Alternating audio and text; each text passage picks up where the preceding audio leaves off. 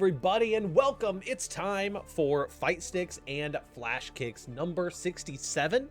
It's my birthday, and we got some treats, some birthday presents in the form of some awesome matches for you tonight. The bracket is stacked. The bracket is huge. We're gonna have a good night. We got a white man jump scare. Oh no. I gotta change my my settings. I'm so sorry. Let me change my chroma key filter. How are you doing today, Silk Guy? I'm doing swell. Thanks for having me. Gonna be a good time. We got some killers in the bracket, and I'm looking forward to all of the matches. So this is gonna be an interesting bracket for sure. We got some really high skill players, but no, outright monsters. No Dannies in the bracket, Oh, also, Silk Guy, I think that you're currently in queue to fight on the station rather than spectate.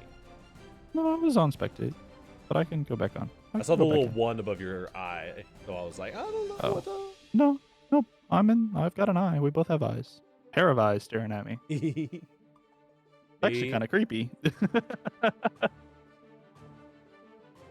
be all right for now. How you doing, Tim? We've got our round one kicking off as we...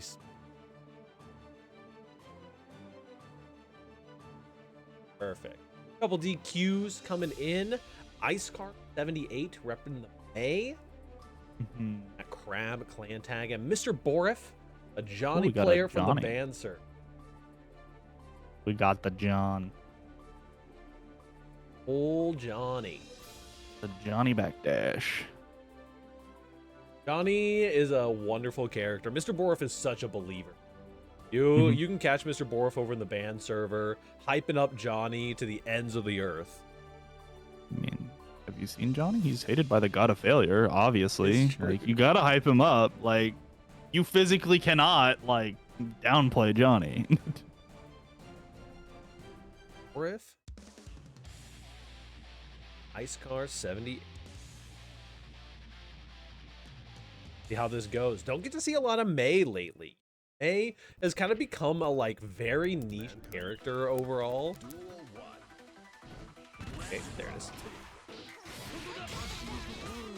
First round here. Yeah. Both players just kind of trying to feel each other out. Oh, we got the first connect from Borif. Far slash putting in work, catching the backdash up here. Time for some dolphin in though. You always gotta be careful. The current May stuff is just so wild. What an air. Big K. Yeah. I mean, yeah, May right now is inside of a weird spot where she's not like crazy in the meta, but if she gets you, she'll get you. She'll put you in that corner like she is right now. She is absolutely that me when I get you character. The Hotashi hot take. Nice answer there. Hotashi hot take that if you want to play ABBA in install all the time, you just pick the May character. Backdashing on the dolphin, but the PRC is gonna get you a good little command grab there. Ooh, that nice far slash connect for Johnny. Both players playing this very well in neutral. I can't believe that finder missed. No, the PRC wasn't fast enough. That's one of those skills that May players have. Oh, nice grab. Down to the last interaction, down to the wire for Mr. Borif. One of my favorite things about May players is they are always so ready to confirm their dolphin hits with Red RC. They have the hit confirm reactions of a god in this game. I mean, they were so dominant with it for so long that they just kind of they're like, oh yeah, it's natural reaction at this point. Exactly. Good stuff here though. Mr. Borif definitely showing that they know a lot of the May, kind of the dolphin RPS in this situation. Always good to, you can't let the May players just get away with their layer one, because they will run away with those stray hits. Yeah. I mean, Mr. Borif seems to have a good handle on just throwing out certain buttons and being comfortable with the spacing on those buttons with the follow-ups as well. Yeah, absolutely. The Johnny classic, the 9-frame far slash, it goes a long way. That hits cross up? No, thank you. And May does some disgusting things. Don't get me wrong. Yeah, definitely. They're starting to kind of go into some of that air movement territory, Losing some of the neutral interactions. May can really float in the air for so long. Love the misfire cancel into the tick throw there. Sets up for the misfiner with the card, and ooh, gets the jump in. Just keeping pressure alive, getting that risk meter higher and higher. But May finds the connect here. 6K to get hit out by the 3K. It's a scary situation. Lots of meter being spent just to stay safe. I think they're dead. No OTG. The Dolphin after the deflect shield. Found the jump in and just kept running with it. Thank you, Envy.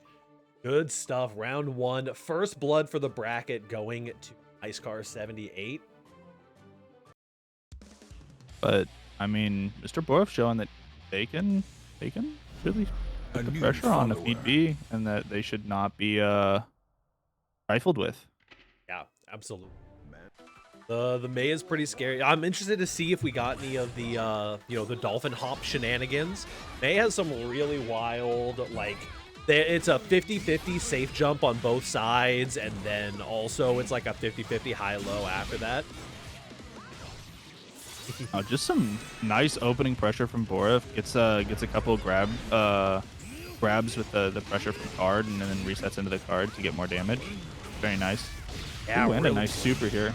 I wonder if this, no, not just dead here, but it is enough setup that you're in a bad spot. There's the misfiner. Get the round. Yeah, really good setup there off of the 5H as well. Or if that Johnny combo where you accidentally get the cross up is so tricky to actually confirm off of. It was just one of those like, oh no, my straight counter hit turned into a cross up. I like lost my Oki and my full combo. But the wherewithal of Borif to make it happen to May 3K. This is where May is nasty. Get all that damage in the corner, like. And the air floats are coming in again. Icecar is like, oh yeah, I remember how to beat this Johnny. I just gotta stay in the air the entire time. As Icecar looking to start building some more momentum here. Borif has had some really good interactions, but oh man, just the tricky movement, getting the throw whip punish there as well. Situation. Ooh, BRC getting in with the close slash. And Senga now. Ooh, doesn't throw the card, so still positive there. Smart stuff. Good patience here from Icecar as well. Borif catching the PRC there. I wonder if it was accidental or if you were actually just trying to go for a hit on the low. Borif has been using a lot of meter just for movement, just for setting up some of these situations. This is not where you want to be, Borif. Corner. Go with the Dolphin RPS. Nice 6B. Oh, 6B, yep. Any player's game, one interaction, and it's over. Yeah, that should be it. Yeah, Borif taking round 2 there. Very nicely done. Borif ties us up 1-1.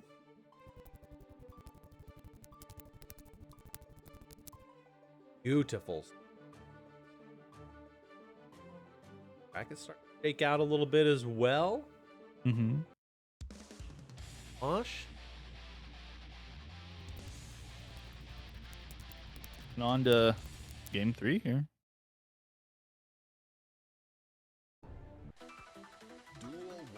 Getting right into it. Let's see who wins this opening engage. Seems like both players are playing a little slow, a little patient.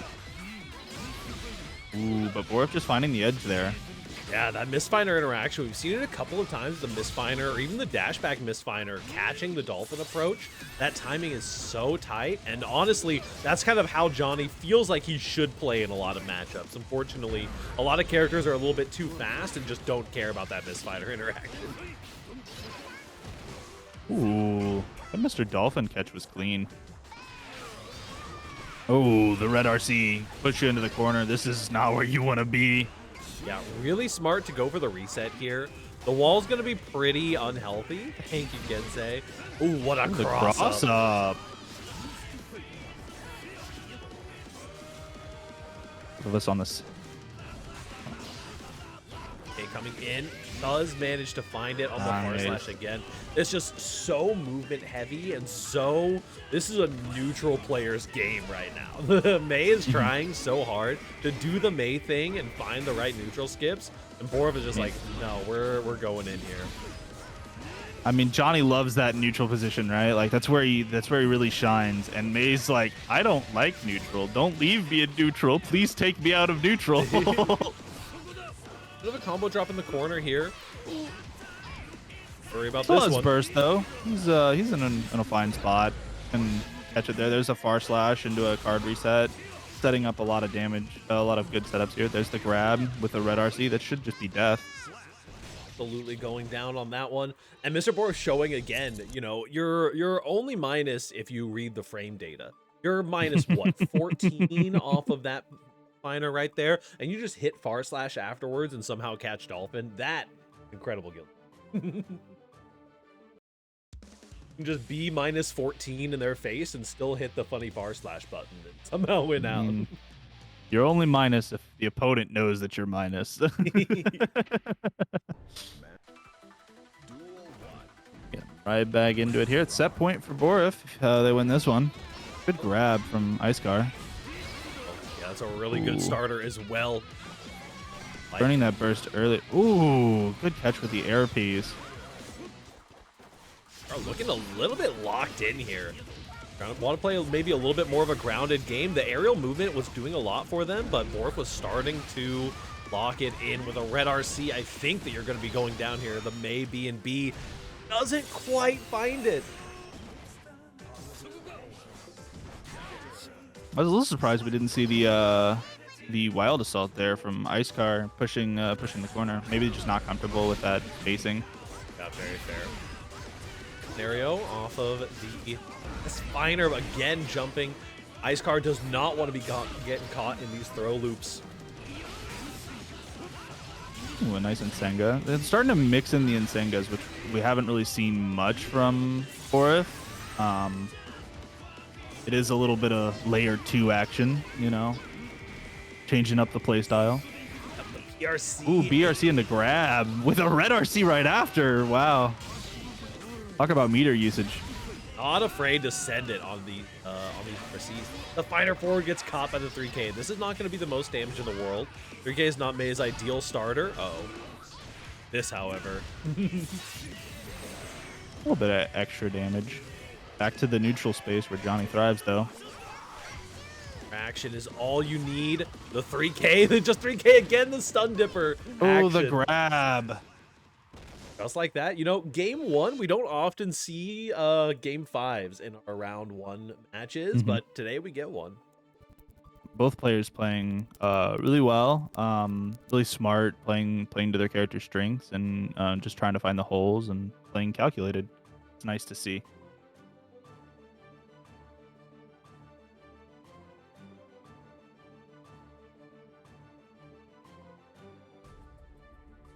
The walk up. Hello, esports. We got a Mei on screen for our TO esports. Big shout outs to him for holding it down for us tonight.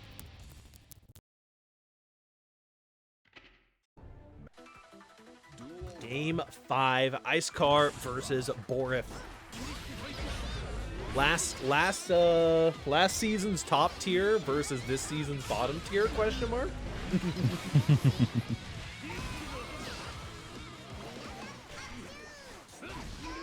Nice connection on the JH.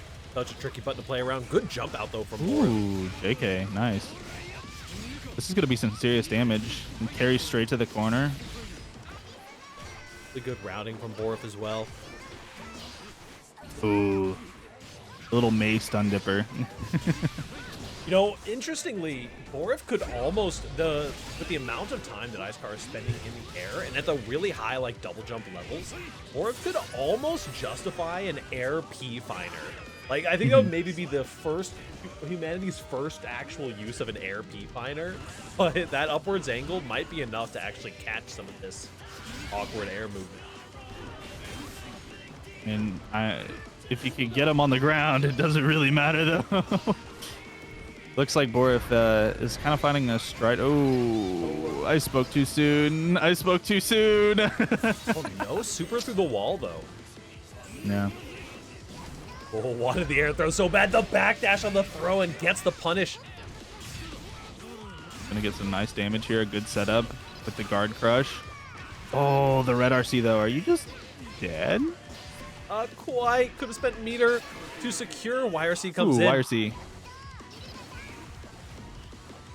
Dolphin is there. Oh, the red RC. Oh, there's the overhead. Oh, but the burst comes out. The heroic burst for sure. Mr. Borif.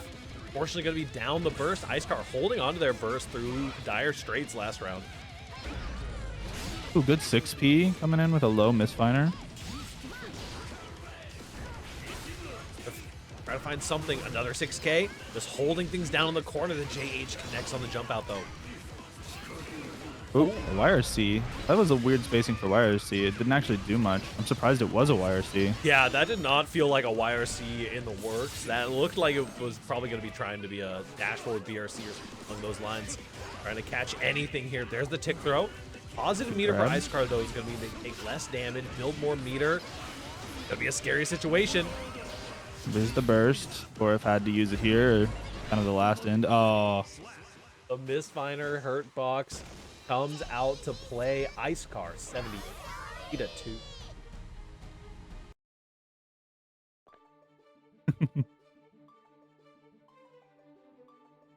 It was a good set all in all. Both players playing it out really well. We get to game 5 and Borif almost taking it there too.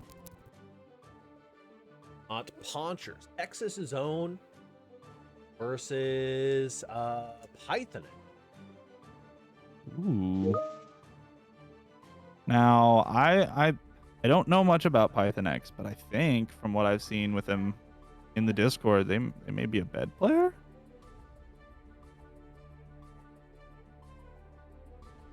Little bed action, you know?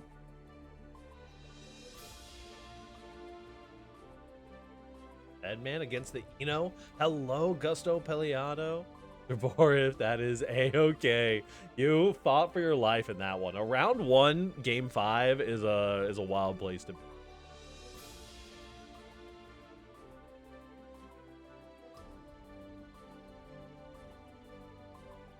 Okay. Python X versus Poncher. Ponchers from the Texas region. Very, very fun. Watch Emo player. Got to commentate them. Top 8 of not Rise and Grind. It was Low Tier City. Okay. Able to get to see go down.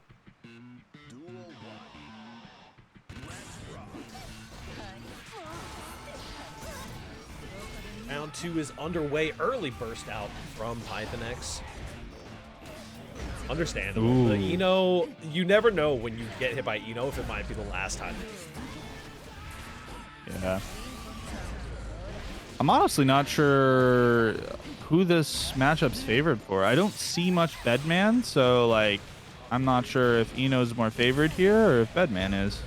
Yeah, I mean, Eno is generally a pretty solid character. Bedman definitely has a lot that they can do.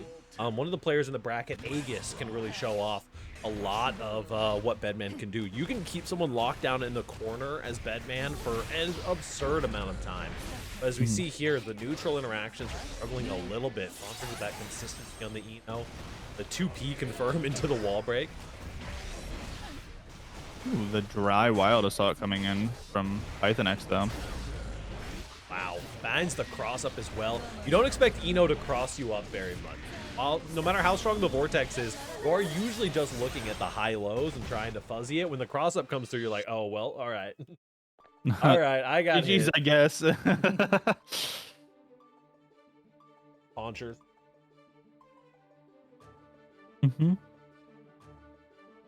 Backlight out. Oh, that looks so much better already. Let's. We will see if Python X can make some adaptations. Rocking the level 58 on the Bedman, a little bit of a newer player.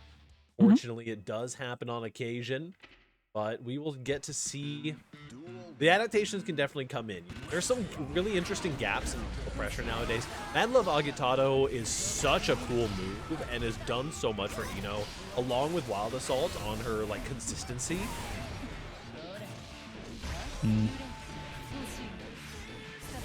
This carry is that's one of the highest wall breaks I think I've ever seen. That's crazy. Yep. The Ino corner carry is just wild lately. And something. What a tech throw. Basically, Punchers does find the option. I can't believe you teched that throw there. I never would have predicted a throw coming there. Ooh, opens up with a double Wild Assault. First meter's now gone for Pythonex. Seeing a lot of pressure coming out here from Ponchers, carrying over to the corner again. Finds the low and finds the wall break here with a Wild Assault. Wild Assault securing that hard knockdown again. Ooh, that's some Daruino tech right there. PRCing out of the note. Would love to see that. Wow. And the connection. There's looking dominant, of course.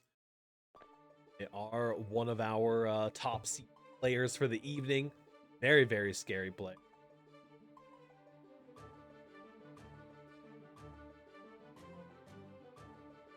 We're going to see if the Bedman can find a couple of those interactions. Bedman, I mean, Bedman's such a unique character, and so few people have really like locked in and labbed out the character that it can go a long ways to just be like, hey, I am just going to hit you with some whack stuff that you've never seen before.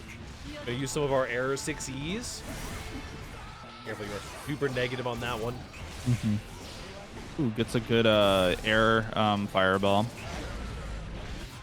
Right as the arrow was coming out, securing the counter hit. We're gonna see another high wall break from Ino. As well. Good knockdown. No Does find some overhead. I don't know if I've ever seen that overhead hit before. The knee to the face. Oh, Sunbuff. Fade. Air drill coming in. Nice blocks for Pythonex. Ooh, nice. Opportunity. Ponchers finds the burst bait. Wow. Ponchers is so carried. Ooh, nice grab from Pythonex though. Into that low. We might actually see something here. Some corner pressure coming out from Pythonex. Blocking the overhead though. Does not want to get caught out. Nice. It's your close slash. Fortunately, I think we might be going down here. Look at that routing from Hunters. Yeah, love to see it. We had some last second, like, kind of light from Pythonex.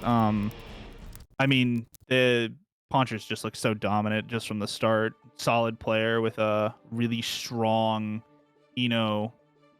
So, I mean, Pythonex showing that kind of like right at the end, like, I can do something. I just need a little more time, you know? Absolutely. Gotta get those wheels rolling. We've got a very scary matchup. Shambles versus Mega Rura. Geo versus Biken coming up. And we're going to have Walmart Security versus whoever their opponent is.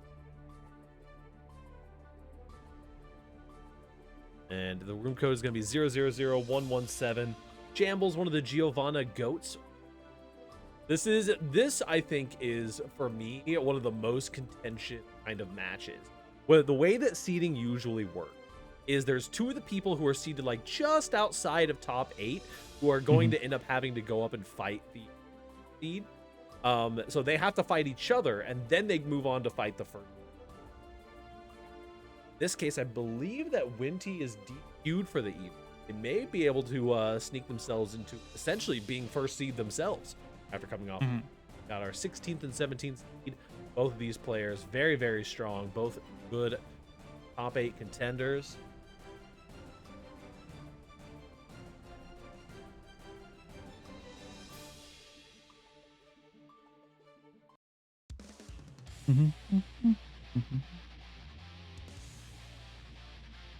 That's some big numbers on the levels there. Some very experienced players with their characters. We're getting right into things here. Bringing things out. Launchers. Ooh. Shambles.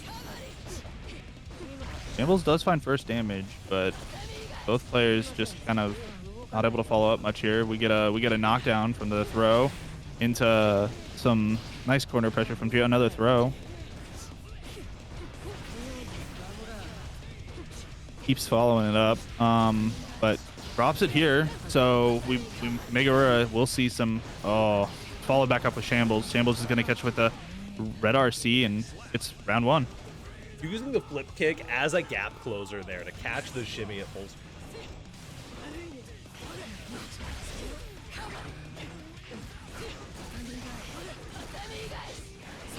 Ooh, nice using that pullback. So routing here, Megurura definitely maximizing their damage, going for the super through the wall. Also Shambles unintentionally rocking that OEG Giovanna color. Beautiful one for sure. Nice take throw with the 2S. Ooh, does this catch? It does. Oh, not a clean hit though, unfortunately. Not gonna get everything that you want out of that one. Give you a bit more negative. Finds it on the 5K.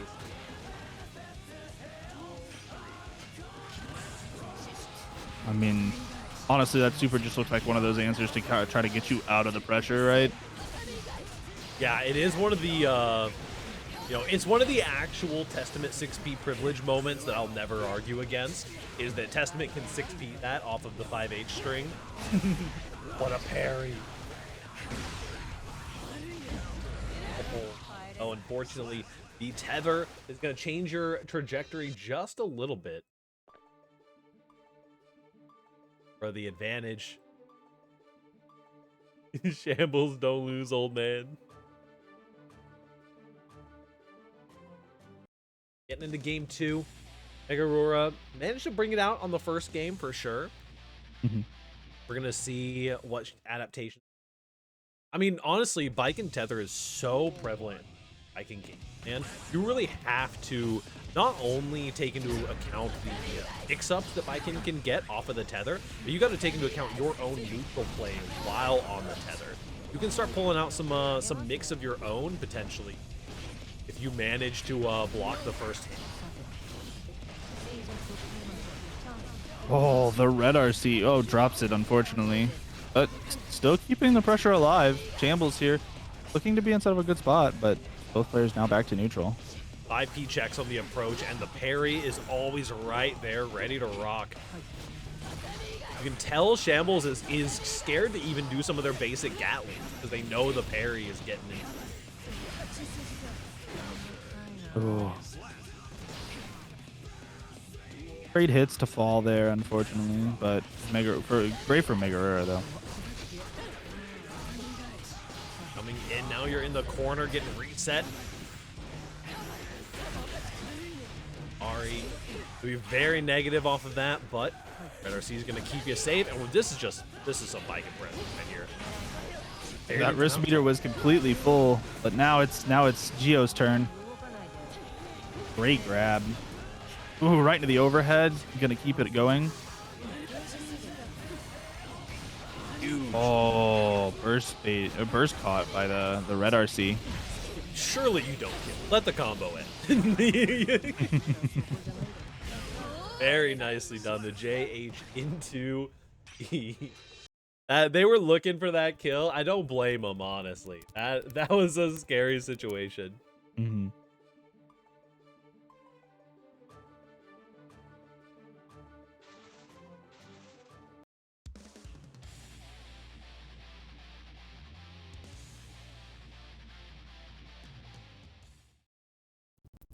Megurura showing that they definitely have what it takes to be the champion of this top side of bracket.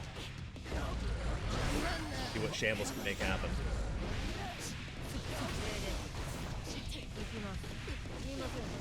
Oh.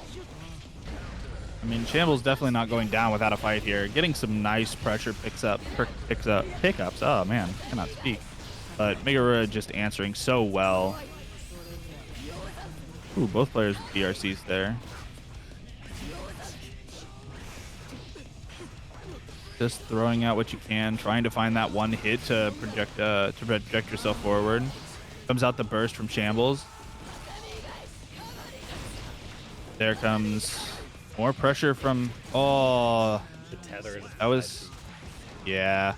Hello, fight the next. That is a-okay. There are always some scary players in this bracket. This is Shambles' last opportunity to make something happen here. I mean, they're putting the pressure forward, trying to make something. There's the throw, getting a lot of damage off of it. Finds the wall splat. Will find a wall break here with the super. Is that enough to kill? It is. Oh, perfect. 7 golden letters coming in for Shambles. If you're gonna make the comeback happen, it's got to start somewhere, and a perfect is a great spot. Absolutely. But Aurora doesn't want to let it happen. Not giving up at all. Oh yeah, I mean, and Geo is such a like shimmy monster, such a mind game monster. You do not want to give them the advantage going back into it. DRC forward into the Yozansen overhead. Pariah's down at same side high. The fake out Kabara, fake out Yozansen for the second one. He's going to connect the far slash. Okay. No, you swung the into connect. it. The far slash is going to be staying active just long enough, and Shambles. Not going down without a fight, that's for certain. They're like, nah. Not taking the 0-3.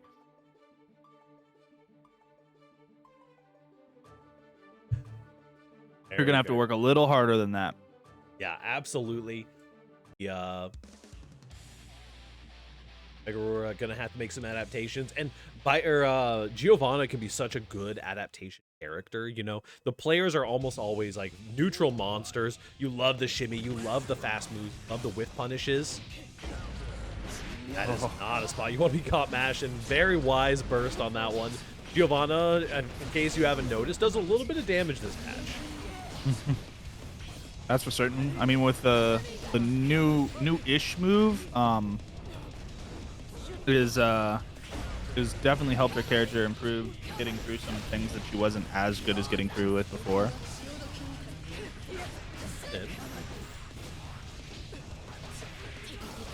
Nice connection. You got so much meter. Good stuff. Didn't even need the red RC going through the wall. Japanese guts are not gonna save you here. Shambles is looking to make the reverse sweep happen.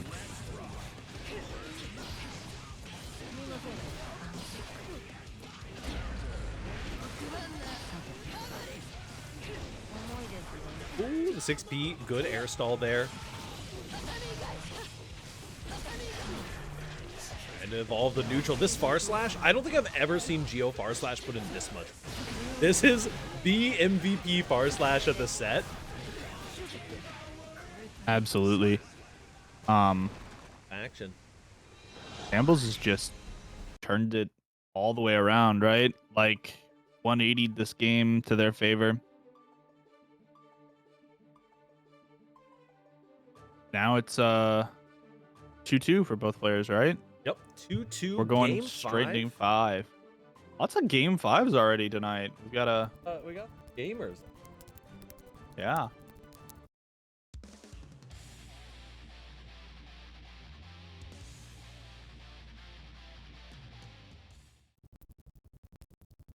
Shambles has done a really good job, like adapting and kind of like feeling Megara out in the first couple games, and Matchup is unwinnable. Give up. nice burst coming out from Shambles. That was kind of like the like do or die moment though. Nice catches with the designated cross-up button in the air. Nice grab. Just keeping. Oh, another grab. Grab chaining in the corner. It's like we're playing Street Fighter right now. Oh. Into the wall splat. Just for death. Really Shambles taking that round 1. Optimizing the damage a little bit with that fully charged dust as well. Now a match point for Shambles.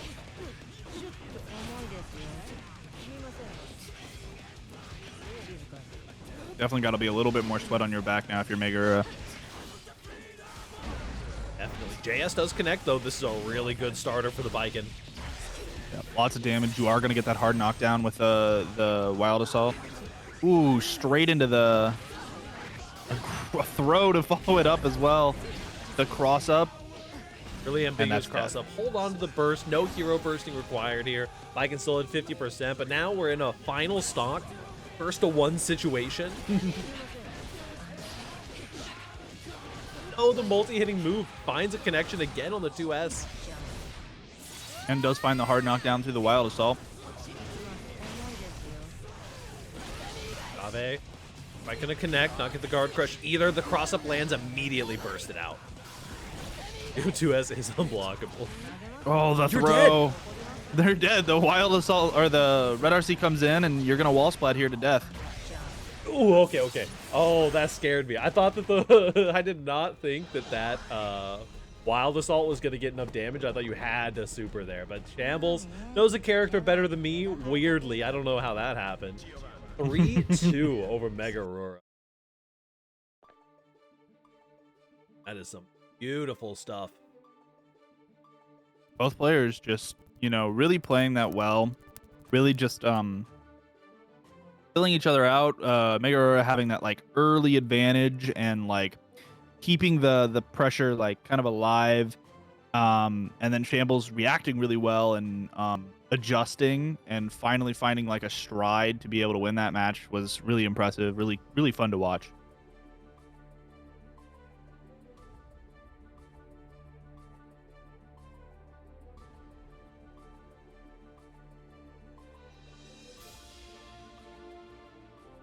Here's 00117 for the room code. Let me get Walmart security versus Ensei.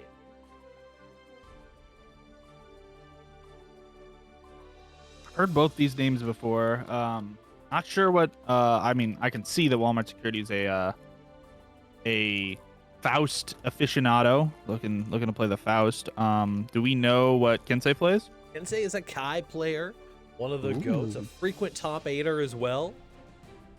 Oh, no. MLGF, you are not on stream yet. You're going to be on stream on our. Oh, hold on. Well, we got a little bit of line cutting action. Hold on.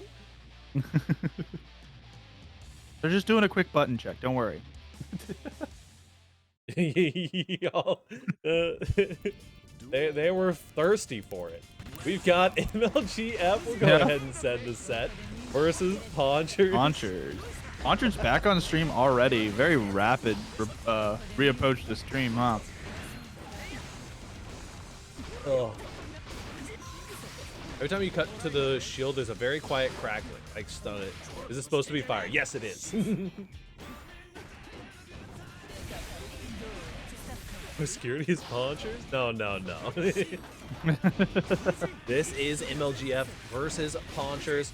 The Eno versus the unknown OD Anji player. Almost snuck by the seeding today. They are cooking, though. Anji, and yeah, listen, if you're already cooking this hard against Ponchers, you got something to fight for sure. Definitely saying like, don't forget me next time. I want to be seated. The BRC instant overhead into the JK. One more hit blocks the YRC. Incredible stuff, right? We'll say the particle effects from the from that Anji. So it's such a pretty character with the fish like kind of like tranquil theme. Can you add me to bracket real quick? Yeah, you can fight Ponder.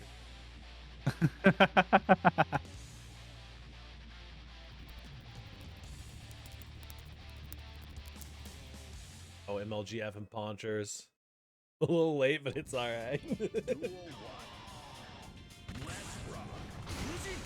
Round start Fujin. Get that spin Fujin combo. Gotta respect it.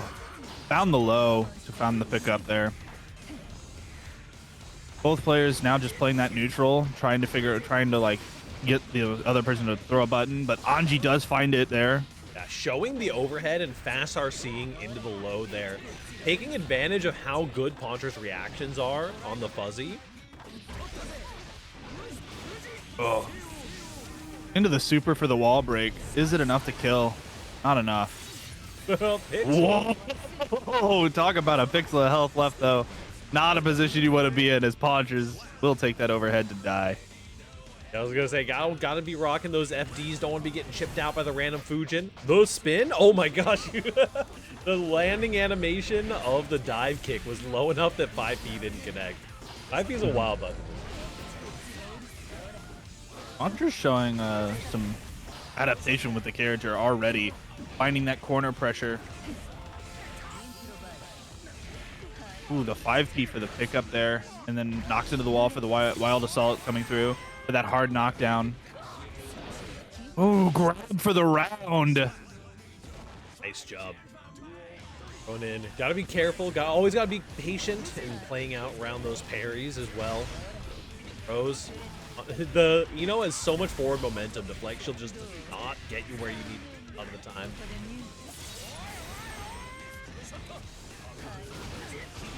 I can't believe the spin didn't proc there. Just barely avoiding the 2S, going for a PRC backdash. Oh, there comes a super out. That does connect, and it breaks the wall. Tried to find the punish. Unfortunately, the 5P wasn't good enough. Finds the burst bait as well. Ponchers locked in a little.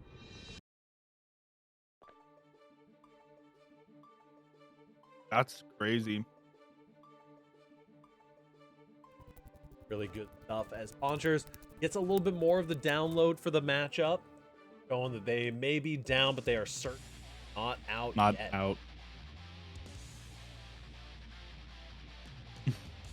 It is definitely both players just expertly playing back and forth there. I'm excited to see how MLGF responds now. With Ponchers kind of seeing like they've analyzed really well. I spoke too soon, it almost seems. It is on MLGF to get some more of those neutral interactions. And with a mixed character like it's just so important to be getting those couple of knockdowns. Anji's got some incredible Abare options with the parry, with the 2P, but he's still the BRC.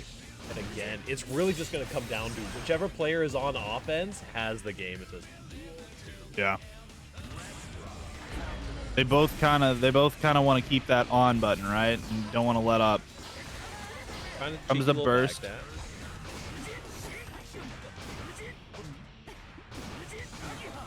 Nice blocks. The fuzzy jumps as well. But look at this. You are at fully cranked risk. Any hit, you find the dive kick over the butterfly. You still got to be so careful, though. Oh. Does proc the spin. Has to RC out. Finds a good hit here. Hard knockdown on the other side of the wall. The defense and neutral that Ponchers just showed, it was absolutely incredible. Finds the overhead as well.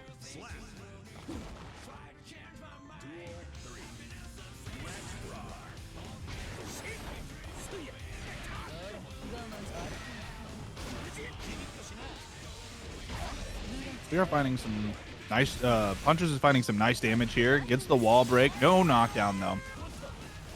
Just too high with no tension gauge, but you do get that positive bonus. Ooh, the spin comes in from MLGF. All right, as well, going to be making sure to get the hard knockdown. Good little confirm. I think we're going to be breaking the wall here as well. Yep. Pushes you just far enough. Wow, look at that damage. That was such a small combo for that much damage. Ooh, the instant burst comes out here. Oh, the spin. Your old PRC, the spin strategies aren't going to work out here. The fans coming down. You got to be so careful. That hard knockdown could be all you need. YRC right back. Finds a punish.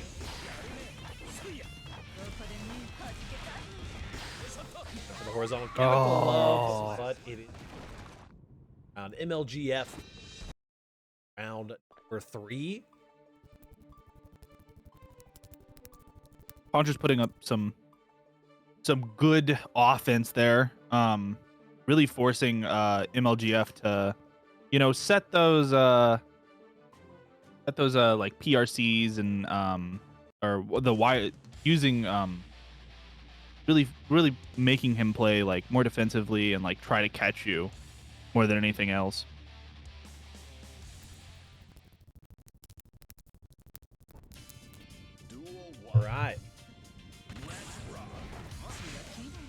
Wow. Nice Calling grab. Just a classic little hard call out on that one.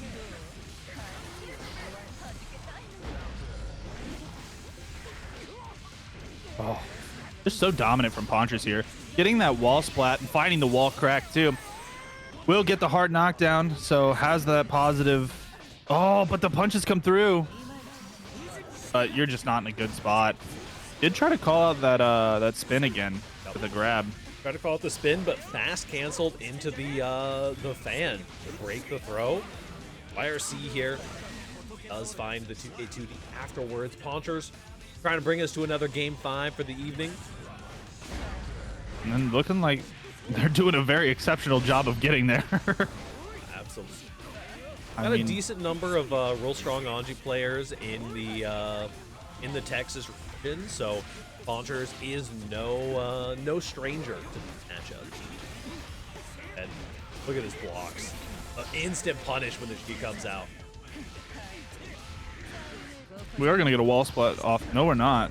Now we get the wall splat off this. So there comes in the wild assault for the hard knockdown. No burst. You can't gold burst this one. The 2P finds it. Just like that. No, the combo drops. You try to find an air stall and those. Ooh, and burst baits. For long burst bait. Poncher's going to bring us to number 5. The third one of the night already.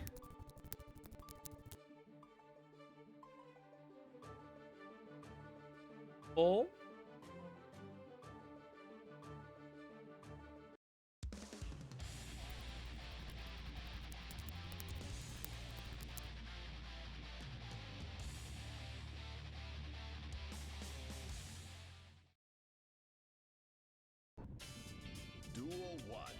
Getting into game 5 here. Players both very, very scared in their own rights. A little bit of a drop, but still a good conversion over into the corner. Spent some lows here, see if you can catch some of the fuzzies. Does get caught by that fireball. And the dive kick is doing so much work here. A little BRC combo, the 5P for the extension there. Pretty heavily prorated, but oh, the grab. Poncher's so dangerous and catches the gold burst too. Does not let that get through. Yep. Gold burst comes in, but unfortunately you are only -2 on that, so you're not sweating it too hard. Trying to find a burst bait, but it's just not working out. Poncher's had much better luck with the burst baits. Oh no, the Midare. Oh no. Ooh, YRC. The backdash beat the Mad Love Agitado there. Very, very nice stuff done by MLGF. Now bringing us to match point. Midare for the hard knockdown. Yep, there comes the grab in from Ponchers here. Put you in that corner right where Ponchers wants you. Ponchers is just absolutely not respecting MLGF's speed timing. It's just like, no, yeah, I'm going to wake up throw. That's fine.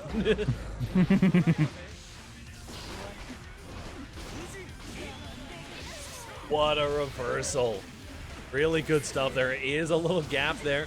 Usually works in Anji's favor, gives you the opportunity to mash, but finding the reversal super in there is such a good reversal of fortune. Hard knockdown time. Ooh, here comes the burst from MLGF. Is that enough to give them that pressure back? Is the real question. Ponchers does not want it to end right here. A little scary though. Hard knockdown for the Anji player. YRC again on the Shi and the spin. Oh, the spin catches there. Oh, the burst bait too. Oh, didn't quite get it. Ponchers has one more opportunity. The overhead though is gonna be B2 for LGF. Very, very good. Just slightly out of sync. We'll go ahead and get Walmart security and Kensei up now. Hey, we just had a little interruption in the program, so it's fine. Yeah, that's all right. Adaptation, we're good. Then afterwards, we'll have Storm versus Enak.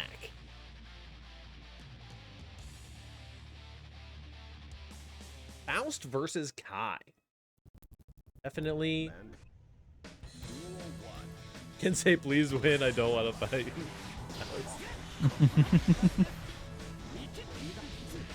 This is definitely a matchup I want to watch personally, because it's a matchup I do not enjoy playing on Kai. We will get the wild assault coming in from Faust. Oh, the mix-up forces the burst out of Kinsei. Gets that hook. The PRC on the super. Walmart Security also rocking the OEG Faust color. Always gotta shout it out when you see it. Another command grab will be plenty of damage. And yeah, I think we got some Neo Turf Masters music out of here for sure. The charge scalpel, trying to use the mix just as a floating option. Also gotten really floaty this last season. They've started really going for a lot of air stall situations. Ooh, lots of hits coming in from that from hitting the little mini Faust. Ooh, has to pull the red RC out, or you would be negative from the Sun Dipper there. Cross up as well in the mix. Really tight movement there from Walmart Security. There's the grab coming in from Walmart Security there. Ooh, forcing the burst out from Kinsei.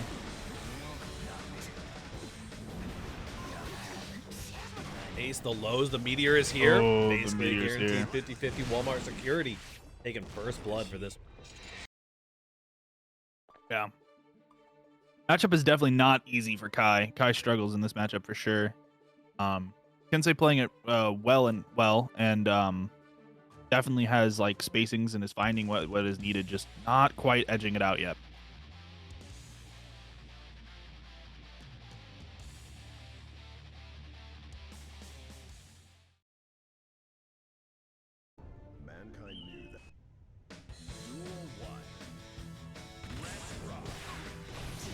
Oh, nice. Instantly with a 5K round start. Ooh, finds the wall splat as well.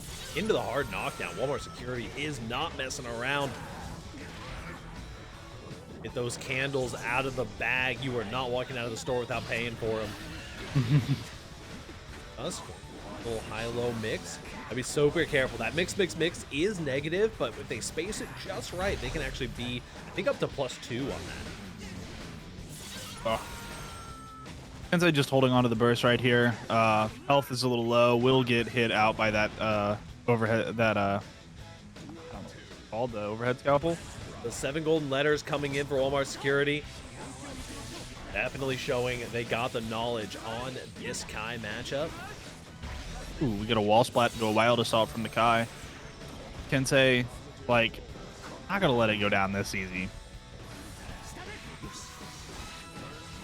Ooh, another catch into another wall splat and another wild assault. Cycling through those hard knockdowns, keeping that positive bonus rolling, taking less damage, dealing more. Hitting that meter. The cross up though. The mix cross up is so scary. Look at this mix that the Faust is pulling out. The item toss does not recover in time, and the PRC for the optimal. There it.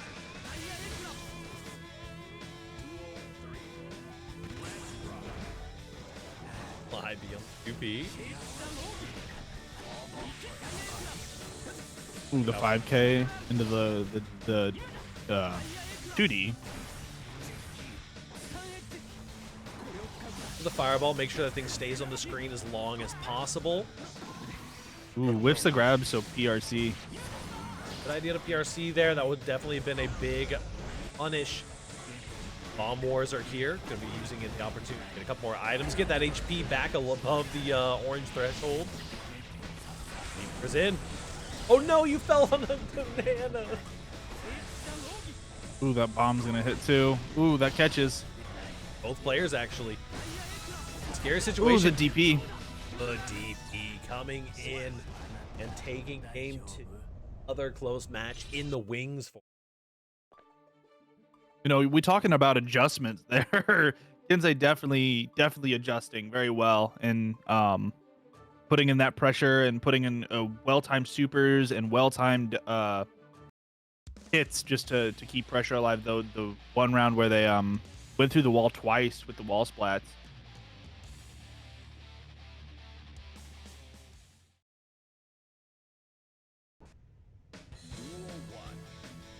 see what, I mean, Walmart Security just looked so dominant in the first game. Then Kensei found so many good interactions. That can kind of what just Kai can do that sometimes. You know, Kai can really run away with some stuff. Lots of damage. A 6H starter was about to be a ton of damage. It's one of those things where you give Kai an inch, she's gonna take a mile. Oh, gets slips up on the banana there though. Second banana slip of the set. Yeah, I love that. Get the mini Faust off the screen. You don't want to get hit by that thing. Ooh, a nice early stun dipper right into the red RC for the wall splat. We will get a wild assault off of it too. Getting that hard knockdown again. The RC super into the back throw. This is the classic back throw incident and finds the meaty as well after the item. Ooh, ooh. Why get the inputs out you were looking for? Try to go for the overhead, of course. On that. Gotta have meter ready for that just in case that overhead is so negative. Well, the second JP connects and you find the anti-fuzzy.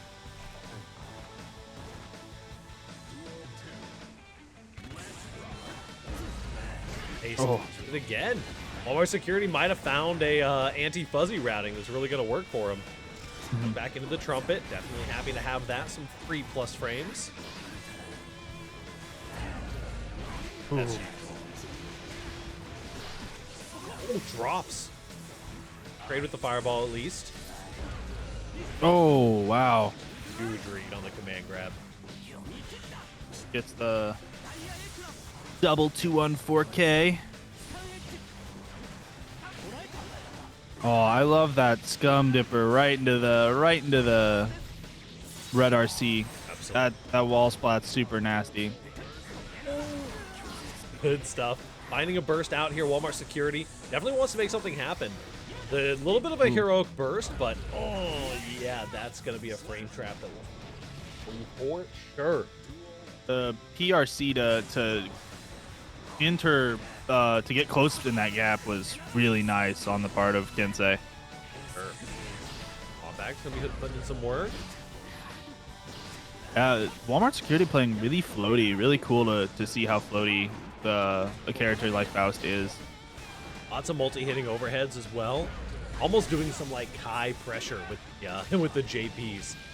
Ooh, 6P cascading into that wall splat there. Kensei special. The 2P to break the wall is funny. I always call out Kensei for being a 2P enthusiast. The Disney Fast Pass and the red RC definitely waiting out for that burst. Well, nicely done. Low slashed in the round. Stuff coming in. Good adaptations as well. I do love to see it. But yeah, I always say that Kensei, one of the cornerstones of their gameplay style is they are just such a 2P enthusiast. That is a god button in Kensei's hands. And seeing it break the wall there is so funny. I have really good use to 5K, the Kai kind of like standard meaty. Ooh, does find that JS, but the weight from the weight item from Walmart kind of catching you there, so you can't follow up. Yeah, early. Ooh, does get Trumpus. Oh no! Using the boys to frame trap.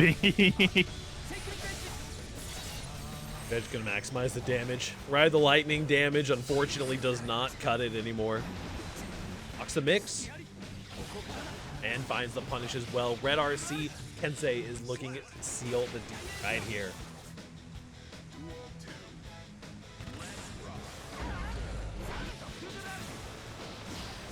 Wow. Ooh, nice throw. It's but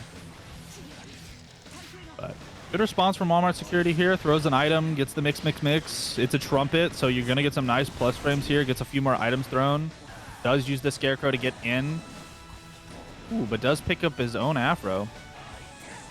Has the guard crush bomb bag available. Unfortunately, is gonna be whiffing here. This is scary. I think you're dead. Oh no, the direct club whiff, but the far slash connects right after. Going into, had plenty of meter to confirm that as well. Full American reset, never hurt.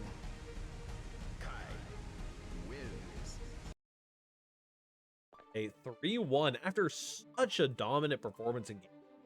by Walmart Security. That's an impressive comeback for Kensei. Next up, we've got Storm versus Tenak, fighting for the right to go down against F. Classic matchup, Kensei versus Kaneda is going to be taking place. Well, not on stream, but wish them luck. Oh, baby. We got something special for you. We've got some Ram Lethal mirror match.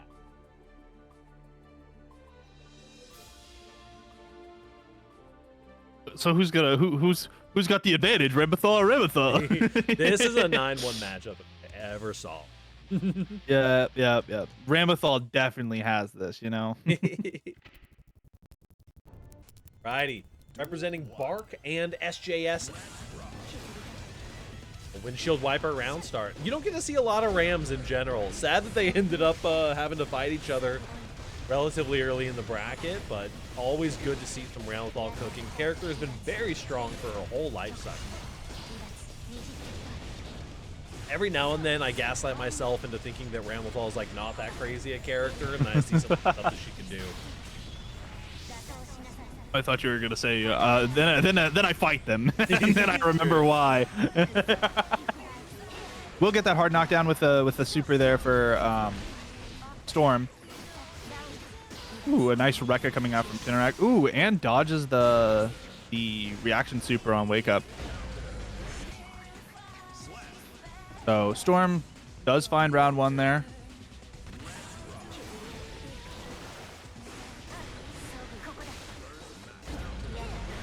Ooh, immediate burst from Tinerac. I do like the way Ramathal's new move has changed the way she paths and the way she fights. It's very fun. Sword toss, the double sword toss neutral coming in. Lots of, oh no, so much risk going to waste here. In fact, might even go to Tenak's advantage. The YRC didn't quite make it, but still, look at how cranked this risk is. All Storm needs is a single connection here. Unfortunately, it does not look like Storm is going to get it. That risk is almost all but gone. It is gone now. You're about to see a wall splat from Tenak. You're going to get the grab. It doesn't matter. The wall splat doesn't come through. Yeah, building up that much risk can definitely be a detriment if you aren't actually converting off of it properly, because getting the hit obviously is what you want there, but while they have the higher risk, they have increased meter gain, basically equivalent of like a positive bonus they've been getting just from being at that high risk. Nice backdash there. Ooh, the early start to the Rekka doesn't follow through with it entirely. Gets the wall splat from the dust. Put in your channel points now, because I think that you might be dead. Sorry. Sorry to break it to you there, but that is an unlucky one. That's SJS Tenak taking game number 1. You know, from a dominant start from Storm to the full 180 from Tenak there, really good plays from both players. Looking like it's going to be a fun fight for sure. Absolutely. Good back and forth. Both of these players very, very adept at their character. The mirror match for every character has its own unique quirks, you know. The Testament mirror match, notoriously goofy. You can get away with some really wacky round start options. And usually, you know, a character will be either very well suited to play against their own stuff, or very poorly suited sometimes to play against their own stuff. Mm-hmm. And doesn't have the craziest defensive options, so can kind of struggle getting out of these corner situations that we've seen. You are going to be able to survive this one, but look at the mountain of HP that you gotta climb. You may be able to survive it, but you are knocked down. Ooh, the super comes in there as reaction from Storm. A good reaction, but the 6P coming in to follow it up with a Rekka. Yeah, a little FD 6P option select there for Tenak. I mean, Ramathal's got one of a very fast 6P. For sure. Here's a character. There's so many stray hits coming in. Oh no, are you just dead? Oh no, Tenak does not let these go. Looks like the laser, the multi-hits do not care about your scaling. They were going to deal 1 damage each anyway, as Tenak going 2-0. Hey, those letters were back out again. The perfect coming through at the last round there. Really scary stuff coming in for Tenak. We need some Cursive Paw in the chat for sure. Send some of your energy over from the Bark Squad. Relenthal Mirror is looking a little bit shaky currently. That's my GM, by the way. Cursive Paw, LFG. Let's go. Very, very negative. Isn't it 1-2? Am I tripping? I think it's 2-0. It's 2-0. Pretty sure. Because Storm only got the first round.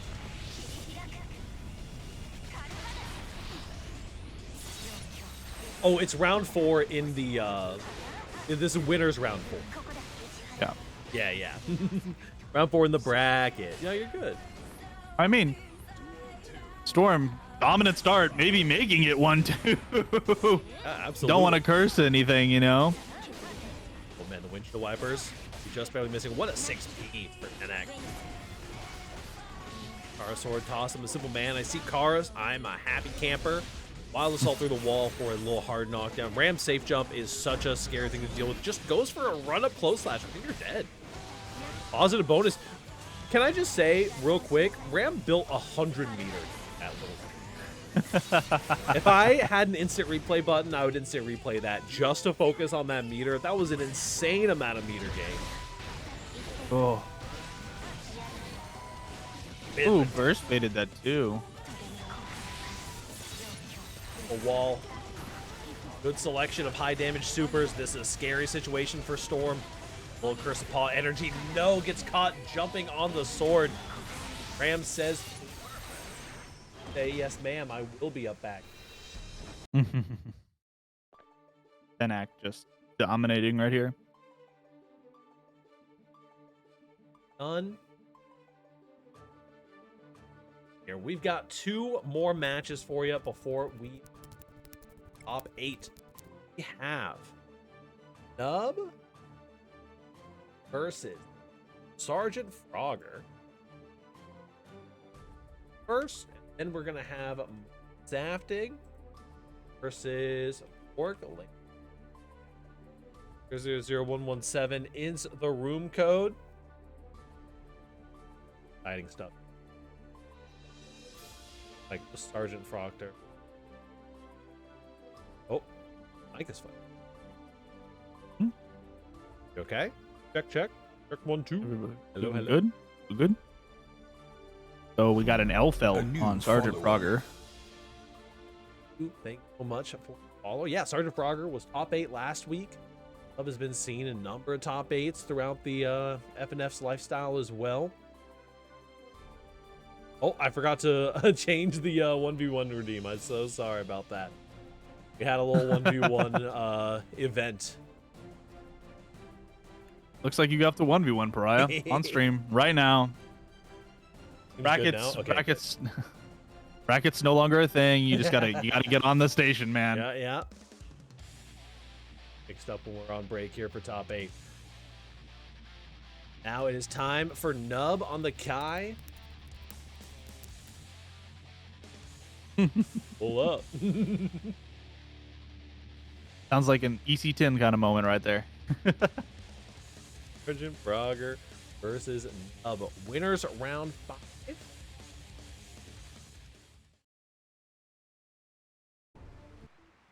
I versus Elfelt. Now, I have a feeling that if you know this matchup, the matchup is a little bit rough for Elfelt. Lots of DPs coming in. If you have the fuzzy to jump timing on the corner pressure, you can really make some wall-to-walls happen. It's going to be so important to see who gets this first knockdown situation. And we're just seeing a decent bit of pressure from both players here. We do get the first knockdown from Sergeant Frogger here. And into the grab. The overwhelming mix that these cross-ups are providing. Again, opposite side low. Practically Milia in here. Red RC burst coming out. A little bit heroic on the burst. I guess they figure it's still early. I can regain this burst meter. It is fair. You know, the burst meter does come back very, very quickly. But basically paying for itself. And if you get a big counter hit like this. Ooh. Into that dust. To the splat for a lot of damage. No, the far slash connects. Goes for the burst bait as well. The hero burst. Nub proves that they are indeed the hero. Wow. Never gonna question a burst ever again. Yeah. Type of moment. I got this little fireball war. Going for the mix. Finds the 6P. Wrecker reset there.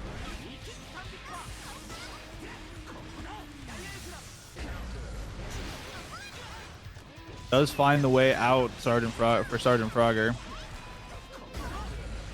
Ooh, whiff grab, and now Nub going crazy with the Kai pressure, and ends it with the Foundé arc. Love the 2P kill there. What a comeback! 2P kill after the wild assault, and still getting a close flash on the. A new follower. That chap from Canada. Thank you for the follow. If Sergeant Frogger. No worries, no.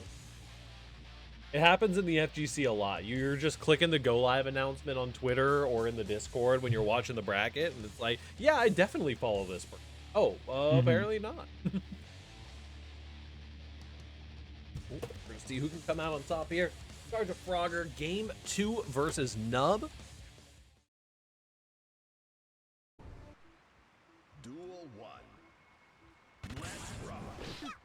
Oh, 2K, the microdash, double microdash 2K trading off there. There we go. 2S connected. Nice wild assault. The Kai Classic taking advantage of some of those fast buttons. That was an interesting, knowing that you have the timing to make that splat off the fireball there. Oh, really scary. Manages to jump over the fireball. Really nice. Red RC trying to find some more resets. There we go. We finally get the open, and we do manage to get the wall splat as well. This could be looking good for Sergeant Frogger. Oh, the super. But I think, yeah, I think Frogger there was good enough, but it doesn't matter. The Red RC to cancel out the rest of that super the fast there. Close slash afterwards as well. That was a far range close slash.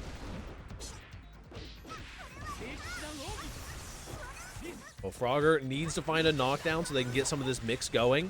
Struggling a little bit on the defense, just stuck in the corner against the Kai. The shimmy, though. God, mash it. Oh, the DP, yes, that basically always a safe jump. I don't know if I've ever seen that move not safe jump. It's another really interesting run up for Nub there. Doing a lot of really nice kind of the semi shimmies or the pauses to make sure you get the grab timing right. Kai is just so fast on that dash startup. Yeah, very like the spacing, the almost perfect spacing from Nub there, just shimmying out of the way and baiting some of those like slower buttons, catching weird mashes and stuff like that.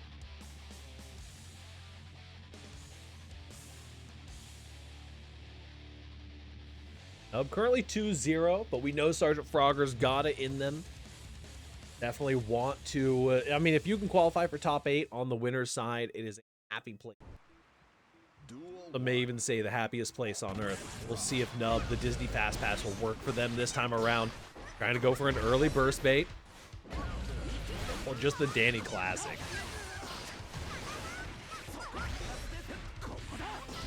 Ooh, nice knockdown. Yeah, into the grab, too. High pressure is just so scary right now. Basically a chippable amount of HP there, and a perfect coming in for Nub.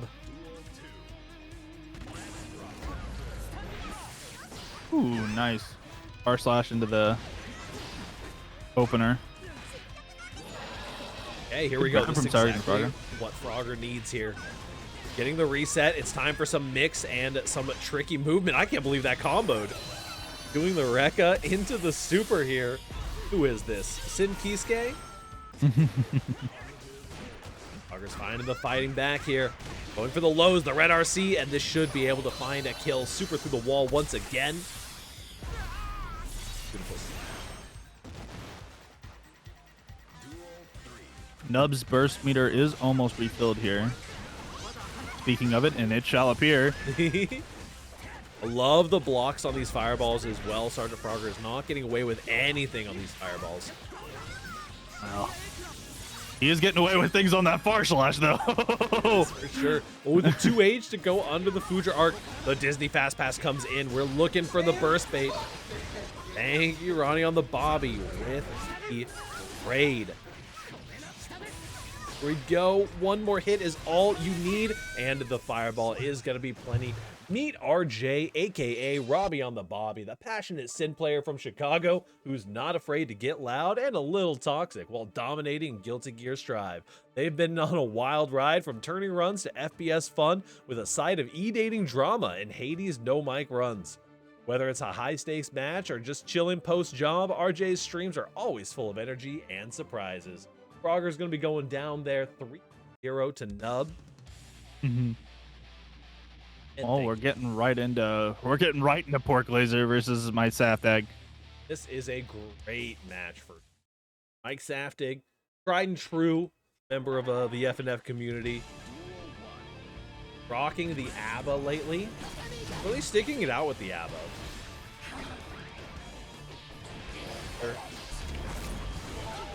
Wow. Dating drama is crazy. They know. The AI knows you.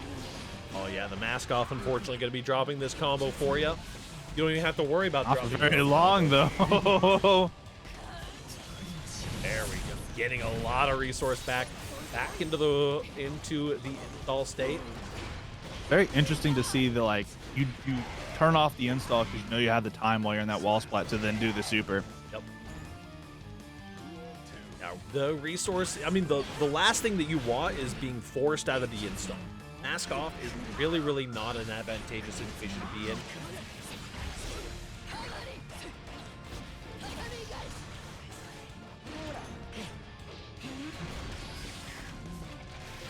It's very impressive seeing Mike already this adept with the character, with her being this new. I'm actually watching GPs. What is ABBA? Horrifying weapon. ABBA is a made in a lab homunculus, as is her significant other. Forget his name, but the key is her husband. It's Par something. Oh yeah, Paracelsus. There you go. That's it. Yep. Key grab is indeed actually a guard crush. That is true. The ABBA pressure is scary. We are going to be getting a little mask off moment here though. And Pork Laser. No, the YRC gets blocked, but no punish. The Yoganson coming out there, and then straight into a tatami mat being thrown into your face. One stock down for each. There's the overhead that's not actually an overhead for the round start. We'll say I do hate that as a round start option. It's a very scary annoying one. to try to get through. The low crush is definitely. Paracelsus actually might not have been made in the lab. It's more likely an ancient weapon like Million or Eddie. Thank you.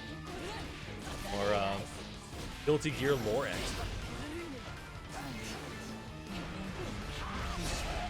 Nice parry on the wild assault there. Far through. Pork Laser is no longer messing around. Here we go. You're an install. Barely connect.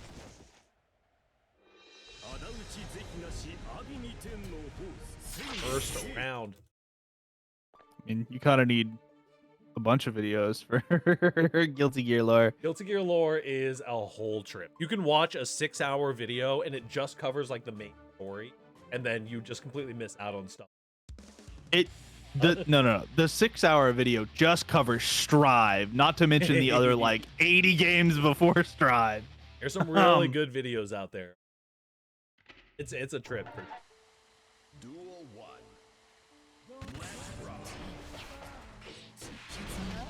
I would say that Paracelsus and ABBA are like relatively normal on.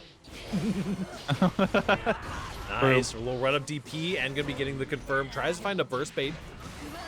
Mask off. Ooh, nice parry. Wake up super gets parried Another again. parried. Oh no.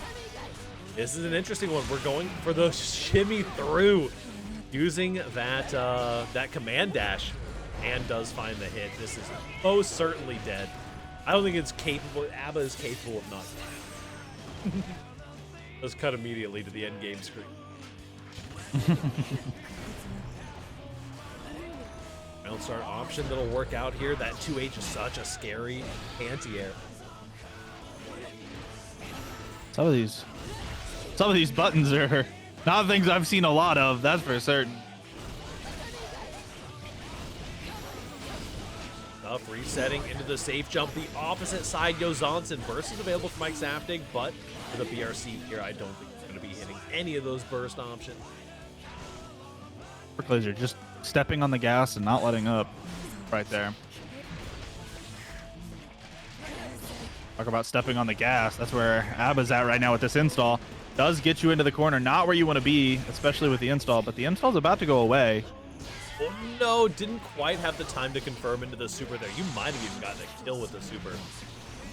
Oh, the throw. Nice patience. The PRC out of the throw and a full punish on the defense shield. You gotta have that timing locked into your that one. Like, Saftig finding it there. Flex shield's such an unnecessarily risky. Counter hit state is so scary to be in, especially against some of these characters.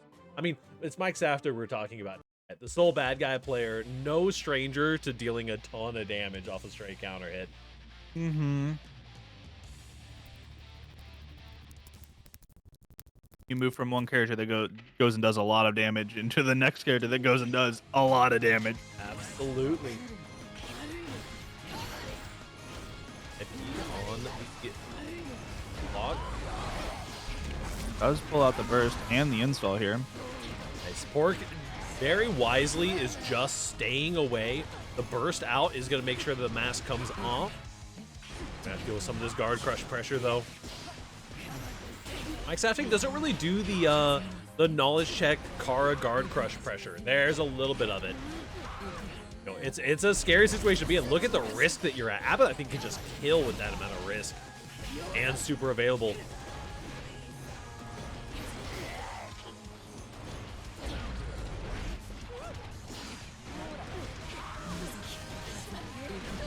Ooh. 2 best of 5. Yeah, essentially. You have a 2 stock seat. Or I guess it's first to 2, so it's best of 5.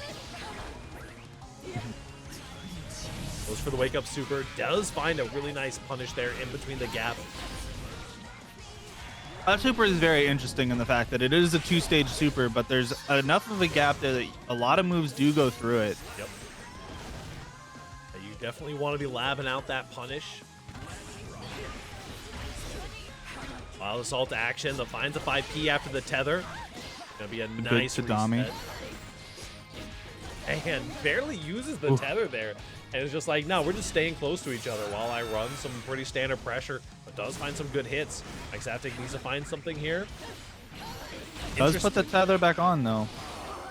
I'm really interested to see, because it's looking like Mike Saftig might be going down here. This is a huge round from Pork Laser.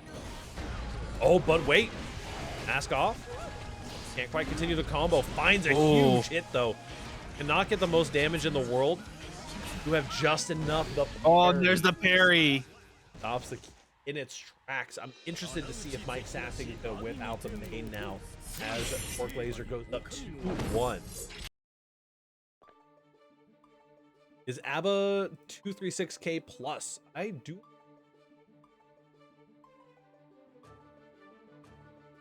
So let's check it out. Let's do a little research real quick. ABBA. Little dust looping. Little dust looping. Boom, boom. 236K is in JR. It is -2. It's -1. So it's minus, but not an amount that matters. Ike's after pulling out the soul. We talked about it earlier.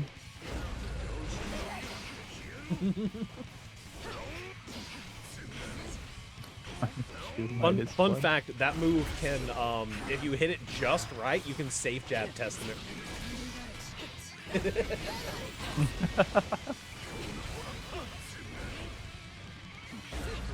Ooh. Nice hit here. Pork Laser not messing around, the double gun super.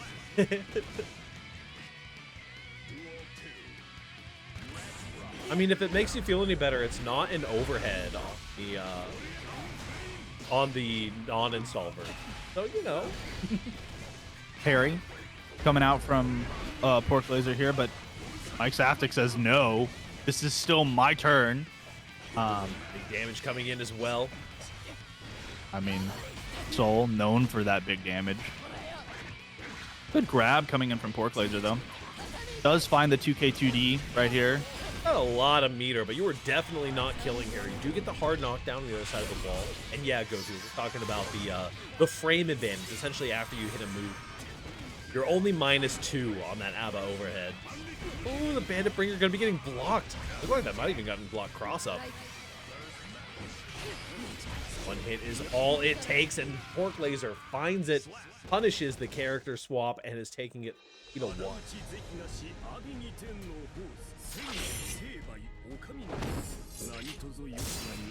Hey, start with GG. Stop crashing, please.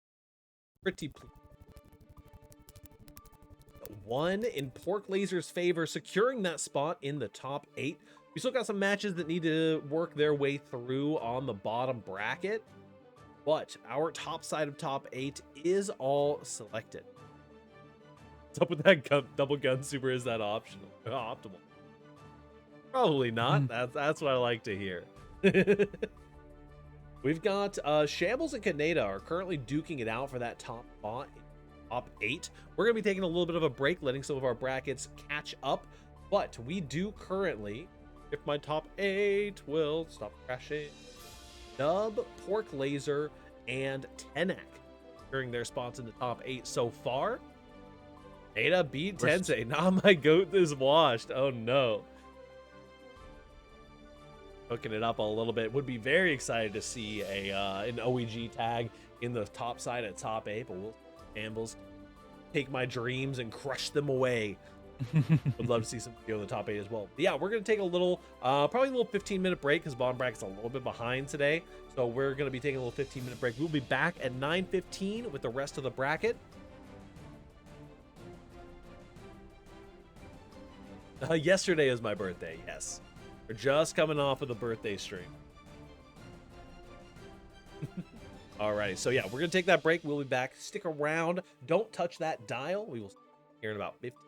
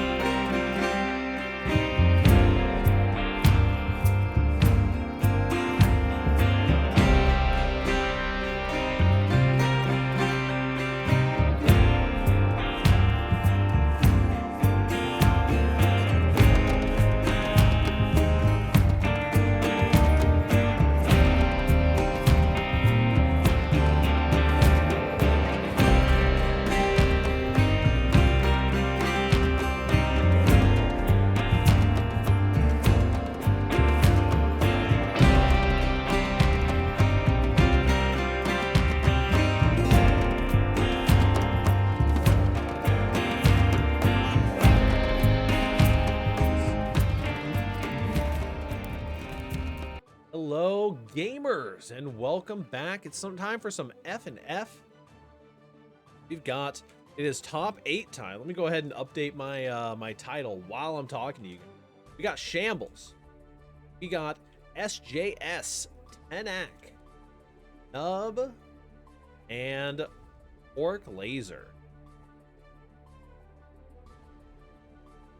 Beautiful. Very, very great job. Very great job, everyone. Getting up here to top 8. Very excited. We got the bottom bracket catching up just a little bit. Had some delays, but I think that we should be good.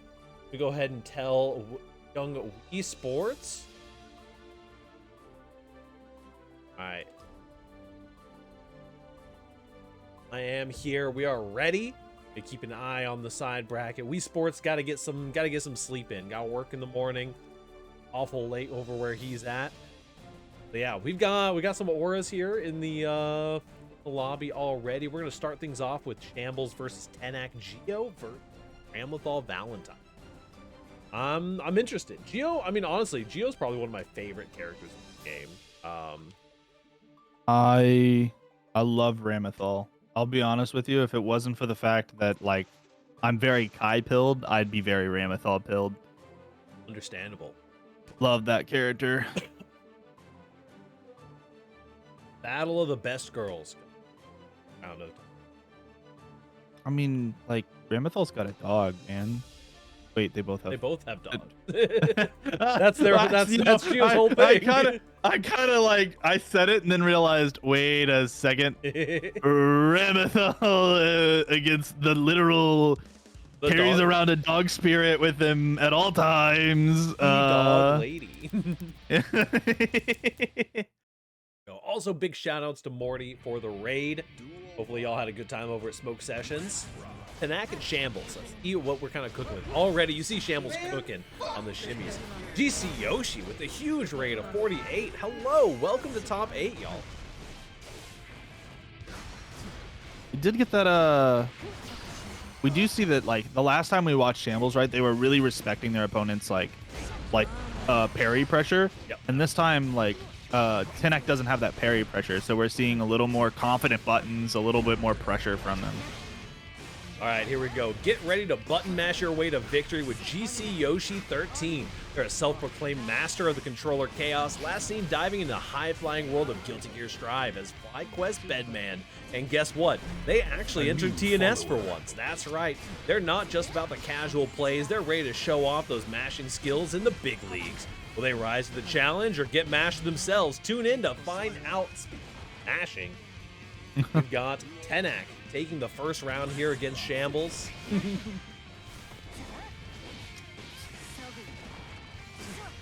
Up. We'll run up, get caught on the stagger pressure with the thrown sword. Ball spot to the other side. Yep. Gets that wild assault to get that knockdown. The 6P catches there, and we're going to get another. Oh, nope. The burst comes out. A little hero burst from Shambles, and realizing that this is their last chance. But they're going through the wall, so it's over. Perfect. 7 golden letters on your screens. Tenak hooking it up. The PRC helping a little bit. Catch the shimmy there from Shambles. Really, really good. Yes, hello. Welcome also to all of the Raiders. We're FNF. We're here every Thursday for our weekly bracket. Unless we got something major going on, like a major, we're going to be going to Combo Breaker. We'll have a couple weeks of FNF off here for coming up because we got some busy traveling times. Go Wild Assault, continue the pressure. Did they grab? Their tick throw gets tech this time though. The Geo2S still putting in a lot of work for Shambles. Ooh, YRC comes out. Nice grab from Shambles. Gets the little bit of a knockdown. Then we get the overhead coming through. The 2-1-4. I've never seen that flip kick cross up blocked at a major. The Mortabotto though does come out. The windshield wipers are going to be putting in a little bit of work. 2K unfortunately catching a backdash there, and that is American reset. Tenak's looking solid for our top side of winners. This is looking pretty decisive so far, but a little run up grab. Oh, the DP just barely whipped. Those feet went through Ram's character model. Huh. Good stuff. Finding a DP big connects, ball conversion. splat. Hard knockdown Yep. on the other side. Ooh, that's some damage right there. What is DP? So a DP is a dragon punch. It mostly refers to the input, but usually it's like an invincible reversal. Geo's is a little bit unique because it doesn't actually have a... It's not fully invincible. It's just like upper body invincible. But usually they're very, very punishable on block or whiff. You gotta be really careful. They're a risky move to use, but they can get you out of pressure a lot.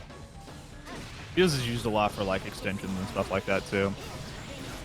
Scary. Got bursted back into the corner. Finds the super on the dive kick. Ooh.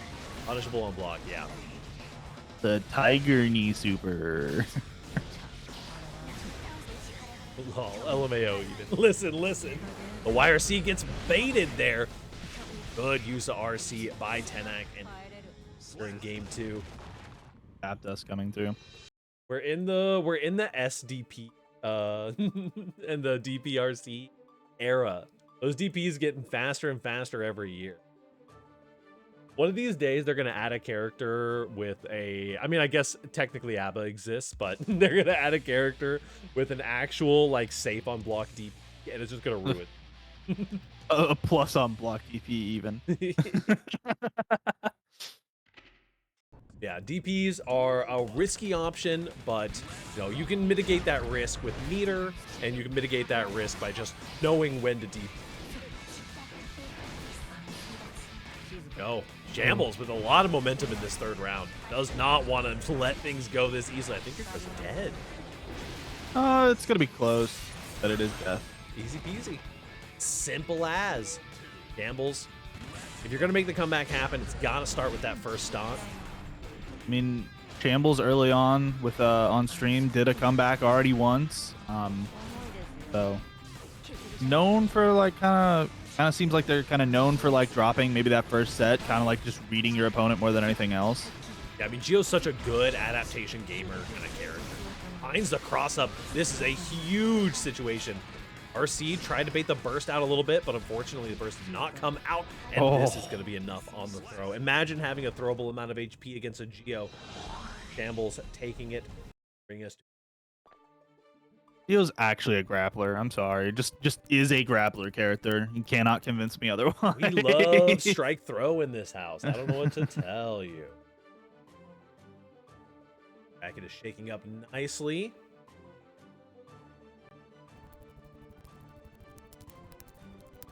Tenak's gonna have to... I mean, you're gonna have to take a breath after that one. That was a crazy set of rounds. It happened so fast.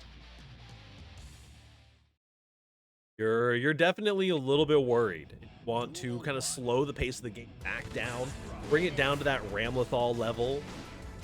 But Shambles, you see the shimmies, you see the back and forth, the footsies.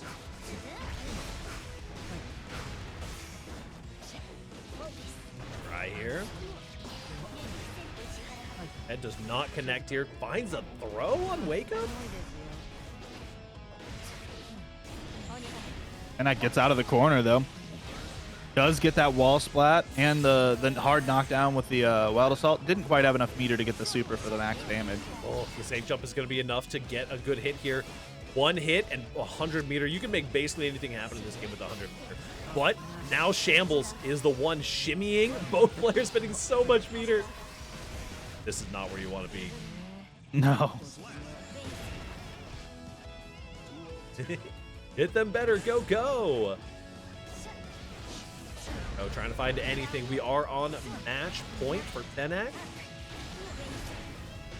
Ooh, that's not where you want to be against Ramlethal. Against the wall. Nope.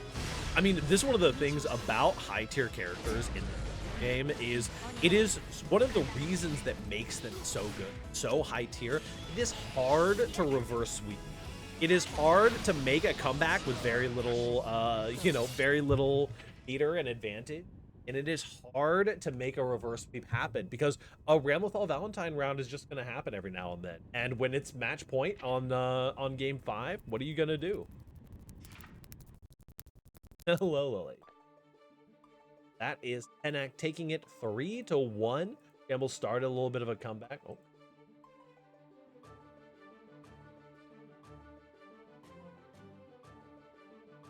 The 1. And we got a Kai player coming in. Versus Pork Laser. My goat. My goat. Got a bed in top 8. Aegis. Probably the dead man. I lost count. I thought it was 2-2. Oh, you were sweating for real. Duel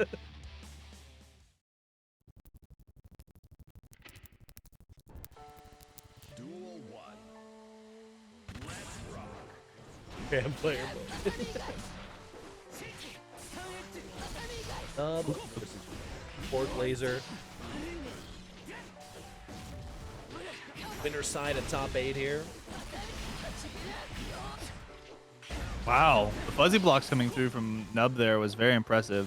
Trying to mix up with the red RC, wasn't quite able to find it. The burst comes out from Pork Laser here. Ooh, we get the 6P into the 214. You're not dead, but you, no, but you're unhappy. You were a little. You're definitely unhappy about where you are right now. Little stun dipper, Disney fast pass into the red RC. You love to see it. The Kai Bros representation from Nub. Nub's been cooking this week for sure, but Pork Laser also very much online. Look at the shimmies happening. No wake up throws for you. Tommy's just gonna break right through that fireball. Lots of fireballs coming out from Nub here. Finally finds that that get in with stun dipper straight into the dust into the 5K for the wall splat. Gets the hard knockdown with wild assault. And I mean, you can see it right there. The consistency that Kai has and the ability to just deal 50%, 60% off of every single confirm. There's a shimmy, but a huge PRC from Pork Laser out of the parry. Parry PRC, such a valuable tool. Oh no, the meaty did get deep out of. That is Nub. Utilizing that DP, we were just talking about it in the chat. Oh, Shambles is going to need a...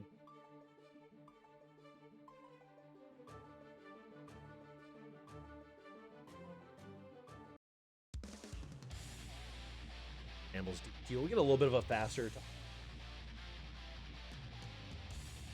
Unfortunate to hear about the DQ, but it happened. Got some work early in the morning, so I understand. Get that sleep in. Yeah.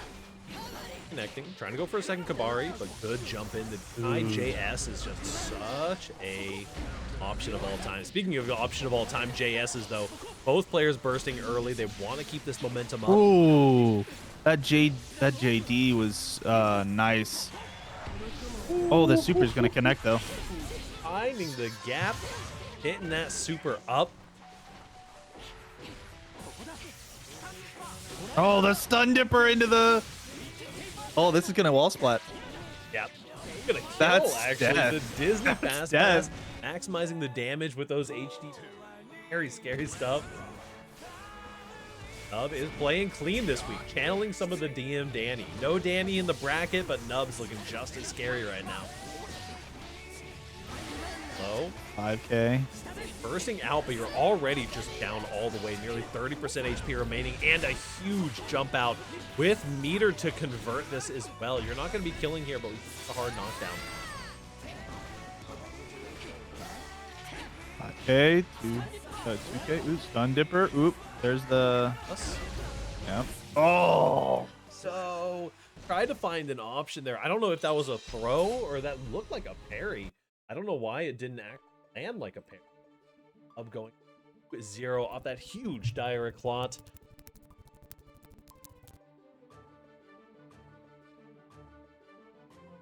Tomorrow, everyone's going to be in Discord playing games and staying hydrated. Very true. Tomorrow, we're playing some drinking game Spelunky. If anyone wants to come through to celebrate my birthday.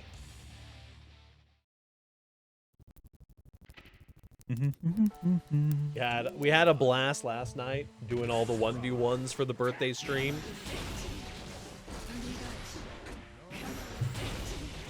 Oh, Did you win 2 or 3 last night, I think I Pariah? won 2 total, but you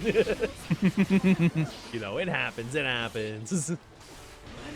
Had some real fun matches overall. Played some new games I had never booted up before as well.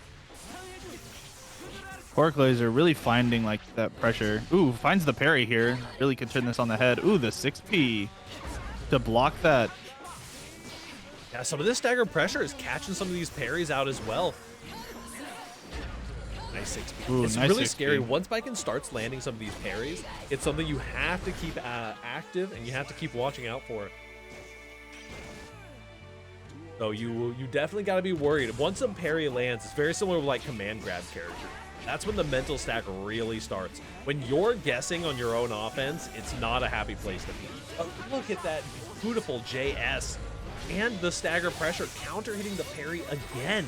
Again and again and again, that parry is getting played around perfectly by Nub. Yeah, Nub is playing this incredibly well. Gets a lot of damage every single time that they get a hit. But talk about a lot of damage. Pork Laser doing absolutely the works right now.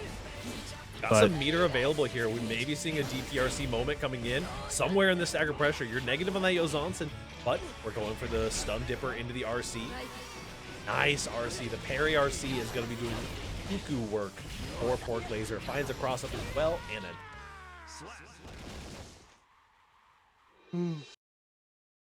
into a game 4 once again. Going up 2-0, and then the other player starts showing some adaptations. It is definitely on Pork Laser to make something happen right now. Nub ready and very well poised to close this out. The amount of counter hits on the parries has been incredible. You can tell this person played a lot of this. Nub expertly navigating through things, and if you give him an inch, he's taking a mile. Speaking about taking an inch, giving an inch and taking a mile. Yep, a counter hit dire clot. That's really not where you Oh, want to that's be. rough. That's really not what you want to be mashing on. And a tap dust, you're just dead. You're just dead. Yep. Please don't break. Wow. Nice. Didn't even need the super through the wall as Nub brings it to match point decisively. Currently, burst advantage, though, is for Pork Laser. You know, the plus side of the round being that swingy is that you do have a lot more burst. Nice. Can't believe that JH landed. What a button. There's a JS from Baiken. Every time I call out an air button, Baiken lands a JS. I love that about him.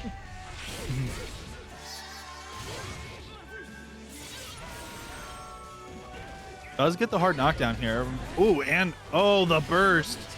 Yep, this is a decisive round right back at you Yep. with a clean burst bait off of the Kabari. Escabari is just plus, you know, all the time, but on hit especially, plenty plus to get that burst bait in. Yeah. Ooh, ooh, ooh. Getting some good hits from Nub there. Has forced the burst out from Pork Laser, meaning no burst is available for any player with Nub in slight advantage. One counter hit is all you need here. There's a throw. Oh, there's the throw. Yeah, perfect coming in. The close slash doesn't even need a counter hit. That is going to be enough. And Nub, unceremonious with the non-counter hit close slash. Just caught them not blocking there. Yeah. I mean, that was some serious damage. I mean, you don't want to be there, and forcing that burst out early. Nub expertly navigating through this matchup the whole way. Now, not to say that Pork Laser was giving very much there, though. Yep. Definitely trying to keep it alive. Expected for the end screen there. We got Aegis versus MLGF, two of the unknown OD players of the bracket. That is for sure. If you don't know who Aegis is, if you haven't popped into Celestial recently and seen them cooking on whatever new character is out, but most importantly on the Bedman, oh my goodness, Aegis is just chef's kiss on the Bedman. It is a very, very scary player to fight. I'm interested to see if they're on the bed or if they're on the ABBA. MLGF, though, has definitely shown a lot of strength so far in the bracket as well. Top 10 Anji player, and for good reason. The Anji is clean. Mm-hmm.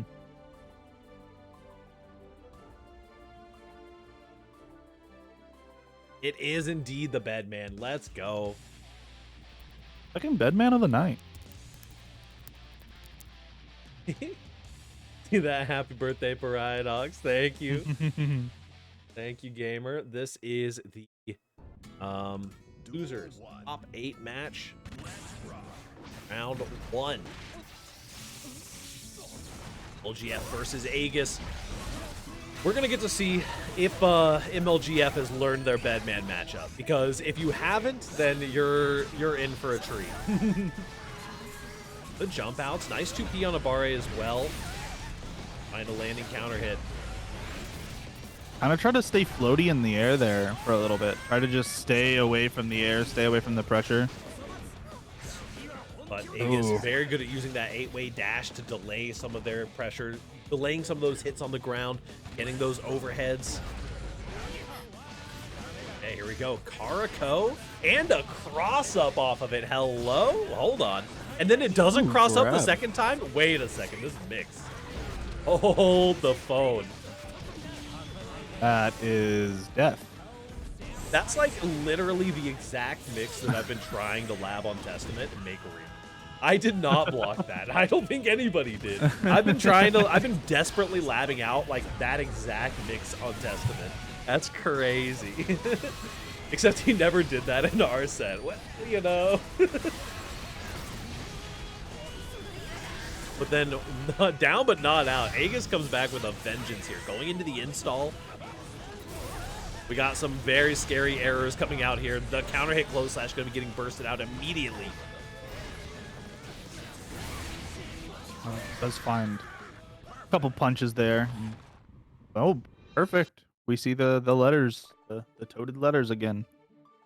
Absolutely. Aegis, super, super scary. I mean, you know, it sucks to be in a situation where it's like, oh, whoever's on offense is just winning, right? Because there's so much more depth to strive than that.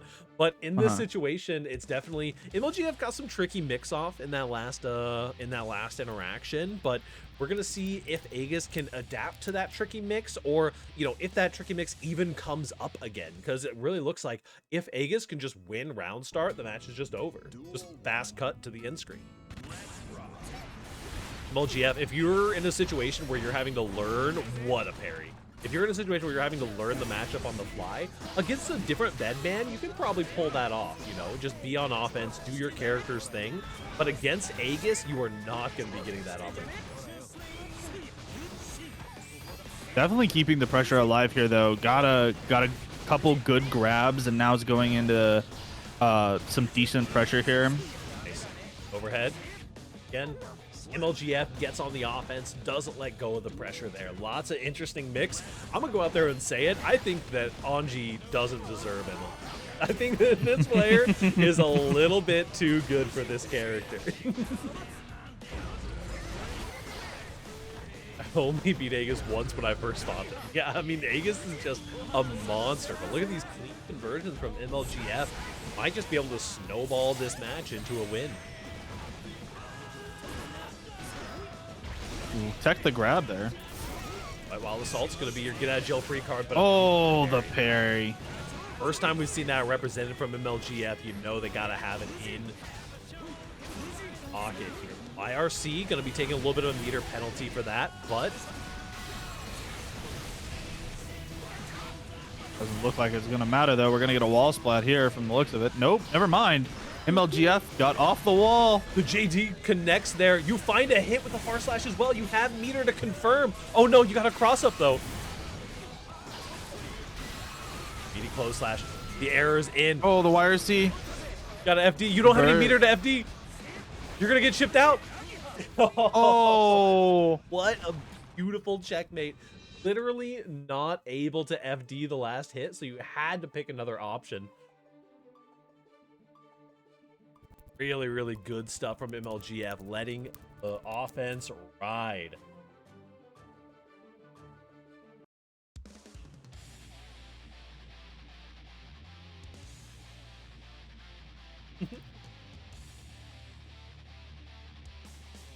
Also, big shout outs to Texas Timber. She's been organizing Fight Club, and it has been an absolute treat watching everyone getting hype up, playing lots of sets against each other.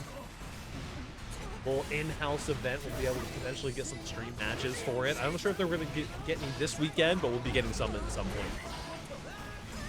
Have heard from a little birdie that's Squanto maybe putting something together. Check that out on Squanto's Twitch channel if you get the opportunity. We'll be here Tuesday. We'll definitely get some matches in on Tuesday. I'll have to get my matches in at some point. I've been getting them in. Nice run up grab. Good grab. Very good call outs here. Spin is not going to be enough. I love the BRC into the low. Ooh, nice overhead or anti-air. Bedman 2P, I don't think necessarily, I think all of Bedman's moves are a little underrated just because they're on Bedman, but Bedman 2P, that's a nice button. That's like basically a Happy Chaos. I mean, sometimes it just feels like Bedman just doesn't have a lot of representation, so you just don't. A lot of people, I think, have Bedman rated maybe lower than what they're supposed to be just because of the underrepresentation. Yeah, very, very complex character. Get behind. Has some pain points. I don't know if you've ever seen Chaos playing Bedman. They are a 2P aficionado coming from the Happy Chaos as well. They definitely know their stuff. Tap Dust is going to open you up here with the red RC. Yeah, just has one last opportunity to make an interaction happen. And Unable to find it. I only see Chaos's Twitter. It's true. It is true. I pretend not to see Chaos.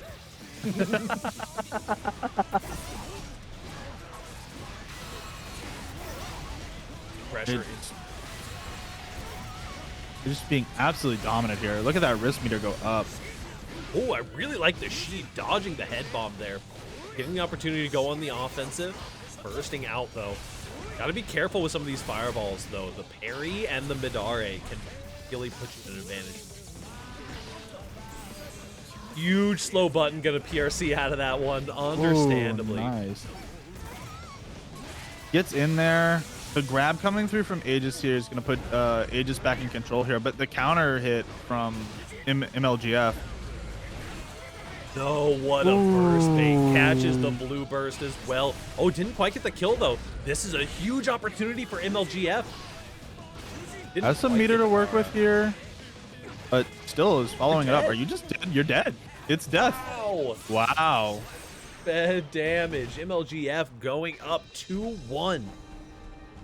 What a turnaround there. I mean, I think I said it earlier. MLGF looking very adaptive, like one of those players that just will turn it on your head if you're not careful. Yeah, absolutely. You gotta watch out for the Anji. It is that this is the reason why the Anji comes through in bracket as the unknown OD. Anji is so scary, has always dealt a ton of damage. And has those robbery moves. Has a whole kit full of robbery. Mm-hmm.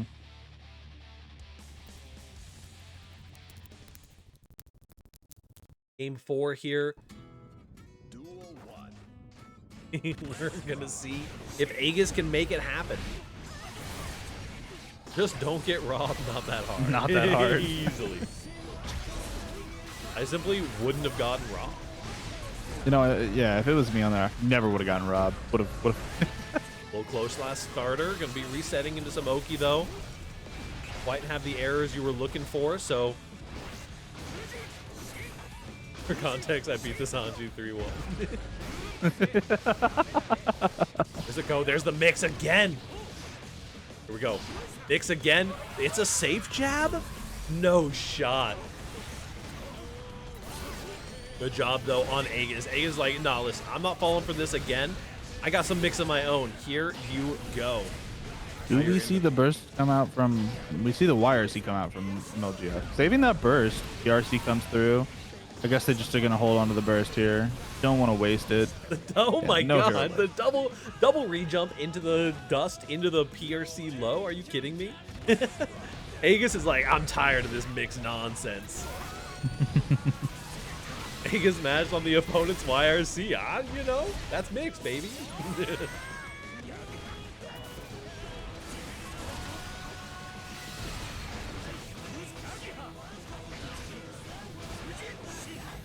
Oh, nice. Ooh, nice P. Yep.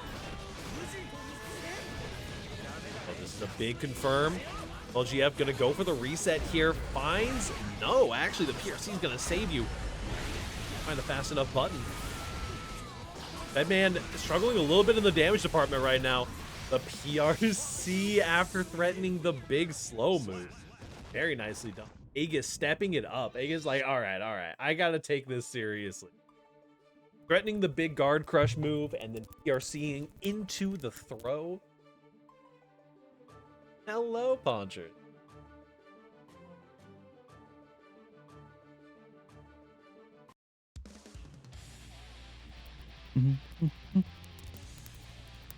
Going to Showdown. Yeah, I'm going to be there. I'm excited. Parry super too. Very true. Give them time to mash out the parry super, bait themselves. Oh. Good start. The mix is here. Aegis has unlocked the mix portion of their kit. That is for sure. Some more rejumps here with the 8-way air dash. Deflect shield. The desperation deflect shield coming in, but Bedman, honestly, one of the characters that deals with deflect shield really well. That error is still going to happen, even if you make the deflect shield happen. And on certain timings, you're just going to get a big counter hit like that.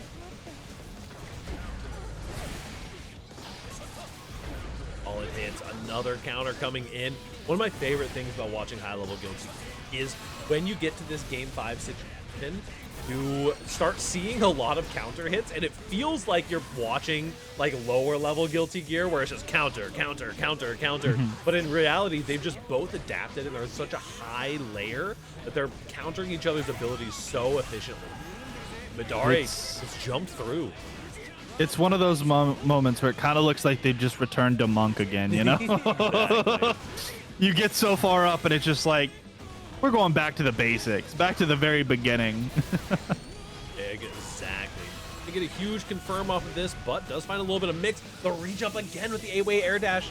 The OTG barely doesn't kill, but the fireball afterward does. That's Aegis going up 3-2, sticking it out in the bracket. Yep.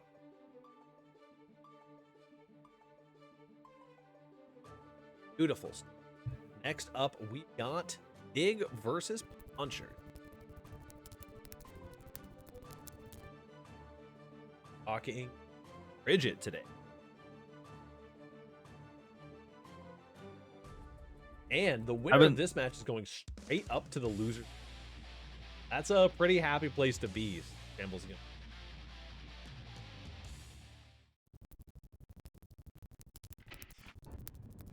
Duel 1. Keep rocking. OEG color. There is a match arena. Got it right down there at the bottom. We currently got a $50 pot in the match arena. Could be correct. Nice. The Starship going to be getting baited out there. Ponchers with a solid start so far. This is scary. Lots of meter on deck. Oh, now you're dead. Yeah. Very nicely done. Ponchers with some solid gameplay. Both of these characters got pretty similar game plans, and it's all about how you interact in that neutral scenario. Round start, Mad Love Agitado. It's a crazy option, but when it works, it works.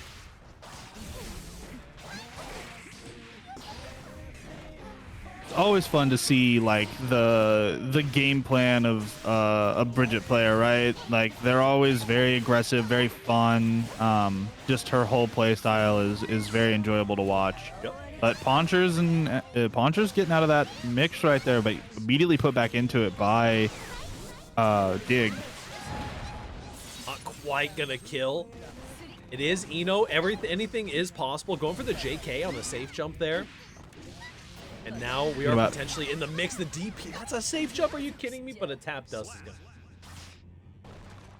Bridget plus enjoyable to watch cannot compute. Listen.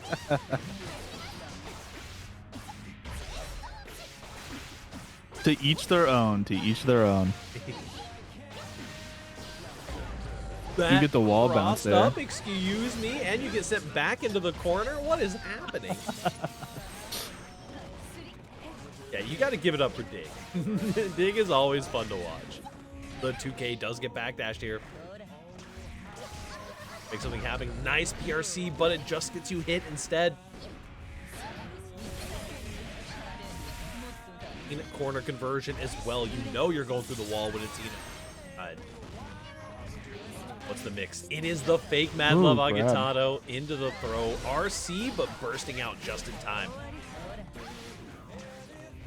All coming down to this last interaction, and it's a trade that Ino wins.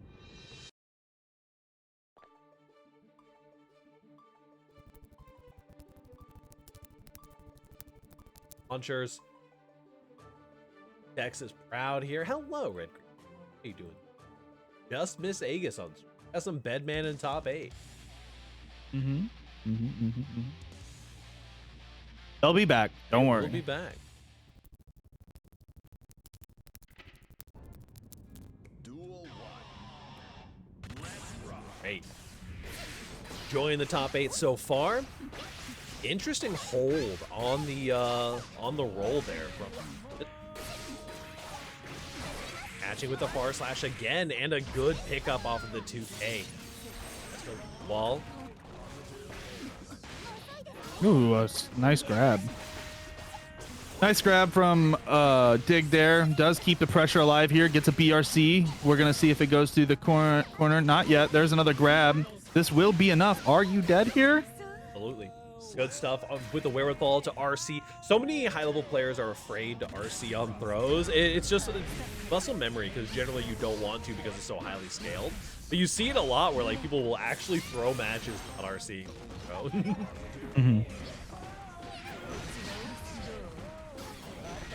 So lots of good pressure coming in from Ponchers here. Canceling out early of the 5H there. Go for another good grab low. from Dig. Yeah, Dig's defense just incredible right now. 2H not going to quite catch anything yet. No greedy buttons coming out from Ponchers. Locked in on the defense. Tries to find a 6P.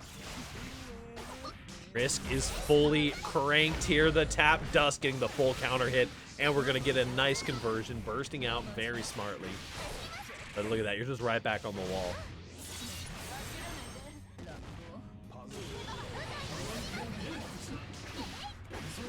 Nice FD block there. Ooh, dodges the other one. Just floats right above it. The defense that Dig is pulling out here, that's so scary. Gotta get some of that anti-fuzzy tech, because Dig is so locked in on defense. Gotta play the neutral a little bit more, because you're not just getting your cheeky little Eno open-ups, you know? I mean, both players have been playing defense phenomenally. Poncher's doing very well as well. Kept things alive in that corner for a long time to get Risk all the way up to the max.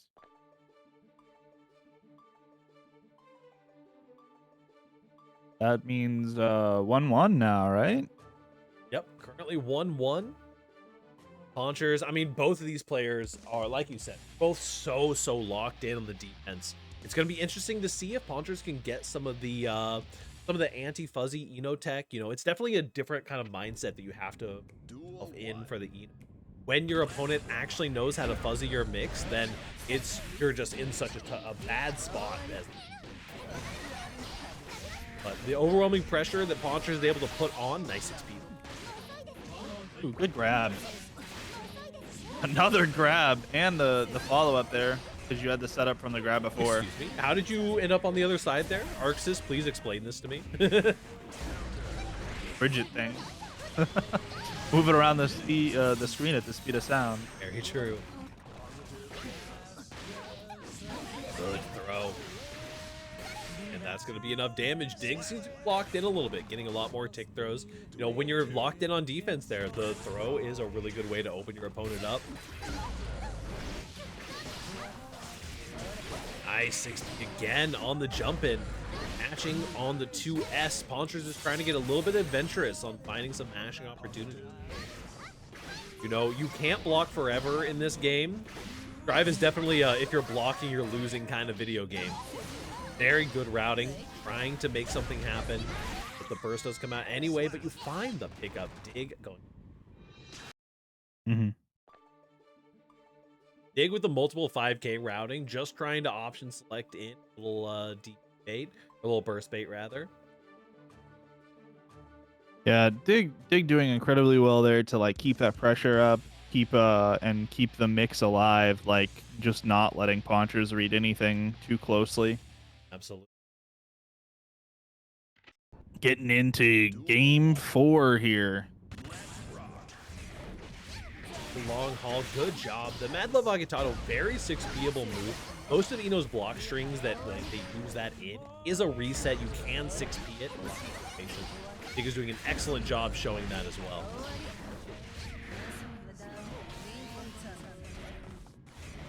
Low walk forward, not quite going to catch Dig out. Fuzzy jump's going to be enough in a back corner. There's the old question, the mix for. You got the wall break? Honestly, if you had killed there, I would have been amazed. Very good stuff from Dig. The JP gonna seal the deal there. I did not expect a side swap. I did not expect the second side swap. I did not expect a wall stick. Dig's just like that, I guess. IBFD as well. Give yourself some space, but the Ino 2H is such a powerful one. Does get the hard knockdown through the Wild Assault there. Ooh, uses the PRC to try to do some mix here. Oh, there's the mix that was needed, though. Oh, the DP reversal. Oh, nice 6P. Getting a big counter hit. Does... Oh, the YRC comes out here. Is it enough for Ponchers to get out of this dangerous position of being close to the corner? Does have to use the burst here. I guess it's not entirely a waste.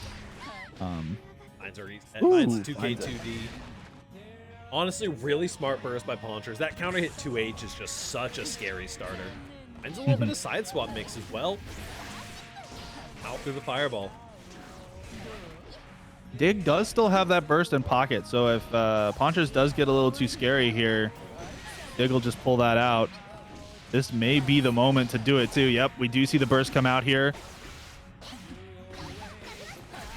Going underneath the horizontal chemical love. Huge. Oh. No conversion though. Nope. Waiter, I would like some plus frames, please. Not allowed. Oh, this is your conversion. The charge, does you find the kill? Oh no! Wow. Bad damage rounded up just a little bit there. Very nicely done from Dig. Eat one. Aces.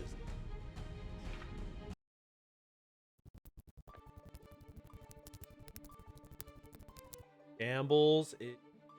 Food. Next up, we're going to have Tenek versus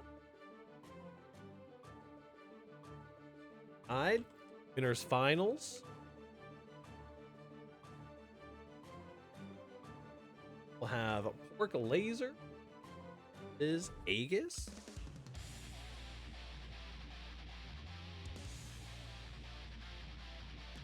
Winner stays of the Smiley Face.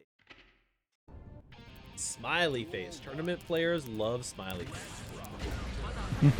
Hub versus SJS Tenek.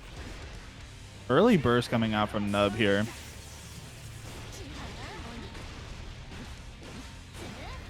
Finals. Get this Putin. Back with a quick PRC, trying to mix in some of that overhead pressure.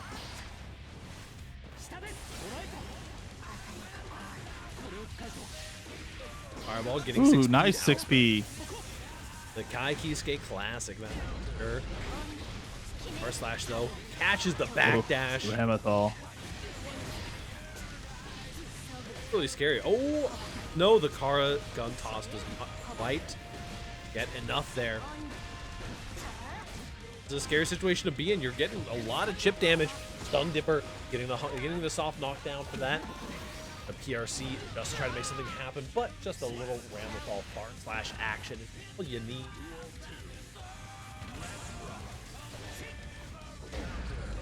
Ooh, nice 6P coming out from Nub there. Does get the early pressure, but I mean, has to respect the Ramethal, big buttons, big damage type of thing. Oh, the bar slash gets just barely caught out by the charge stun edge. Ulti hitting overhead with the fast RC. Beautiful pressure from Nub. Right into that hard knockdown with the Wild Assault. Into the throw for the round. Wow. That micro shimmy throw that Nub has been doing. So much work for them overall. Nice JP. Ooh, nice JP, yeah. Just a little JP check in the air. Oh, the card drops again. These cards are working against Tenak here. Beautiful. We love some more nice reversal. Oh, the damage coming through here. You get the into the super. This is going to carry straight to the corner and probably wall break. That is huge for Nub. Great for a meet. Well on the close slash. Finds the RC, turning the burst out. We're on final interaction.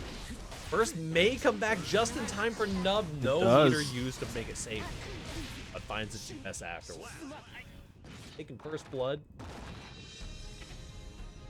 Yep.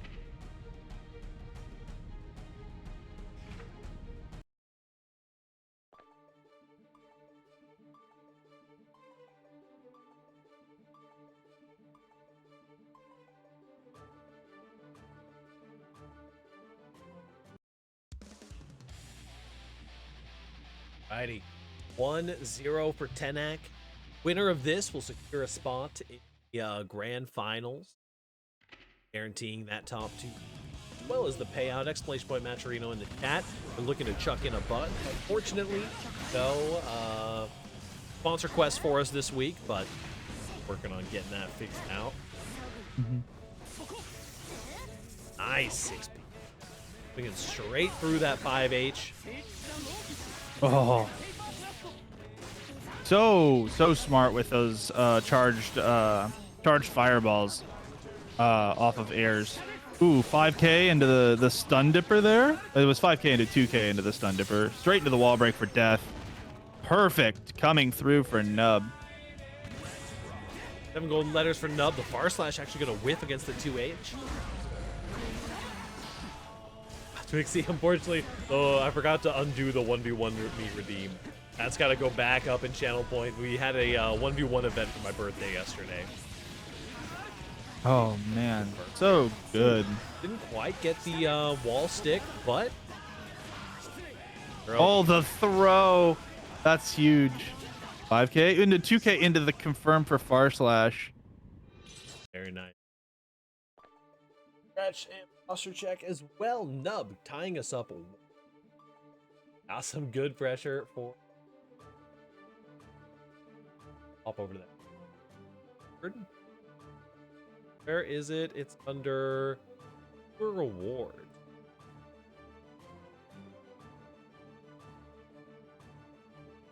Edit this one. How much was the one?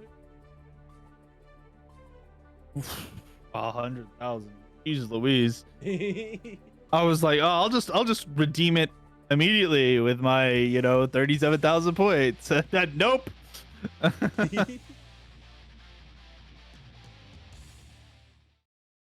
He doesn't even own the game. Listen. There we go. Got that channel point reward fixed up. Big counter hit on. And the burst bait. I don't think even Tenak was expecting that burst bait there. Didn't quite get the confirmation off of it, but hey, you just dealt 75% and hard knockdown to Kai Kisuke. I think you're feeling pretty all right. Plus, you have 100 meter to make this next confirmation happen. I think it's death. I think this next confirmation is death. There you go. Easy as. Tenak says, all right, we had our fun. No more messing around. I mean, Nub doesn't like that. Does drop things here, though, unfortunately. Does get grabbed, put back into the corner by Tenak. Ooh, but Shimmy's just out of the way of the explosion there. Now we're back into neutral here. Good double jump, the wherewithal. Get that double jump, dodging out the air throw. Ooh, we do see the far slash thrown and the 6B thrown, but it is finally caught. And this is going to be through the wall. This might be death. It is death. You find the wall. Nicely done.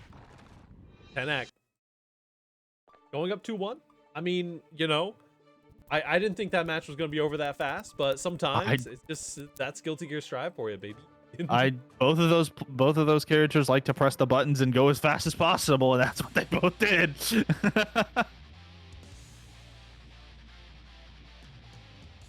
Put them through the wall.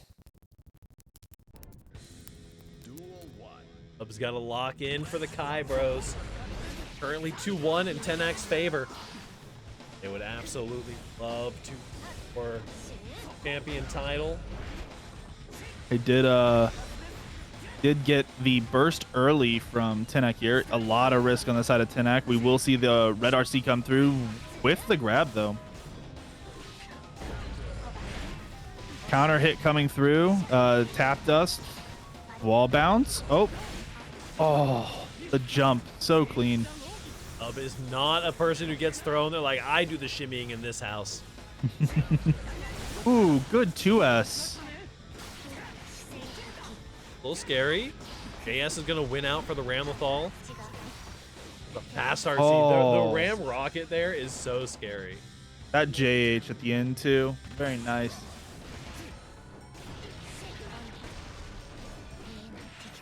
Ooh, nice. Good knockdown there. Good Oki pressure.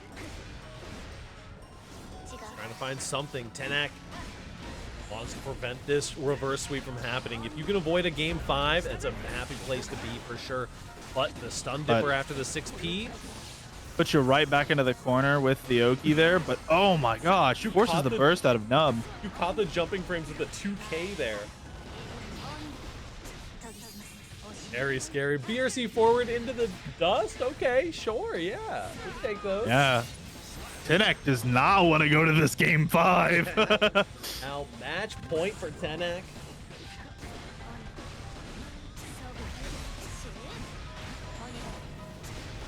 Good dash blocking here for Nub, but look at the risk. You're taking so much damage here. Actually, no. That's a simple little combo.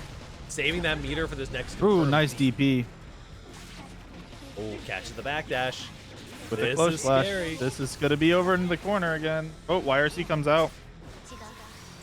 Ooh, BRC backdash. This is going to be corner. This is going to be wall splat. No hard knockdown here, though. Be careful. Returning to the neutral. Disney Fast Pass is available, and it immediately comes out. The Disney Fast Pass into the close flash. I was watching the positive bonus tick down. It was like a timer on your life. You see the second that it hit 50 meters, stun dipper immediately.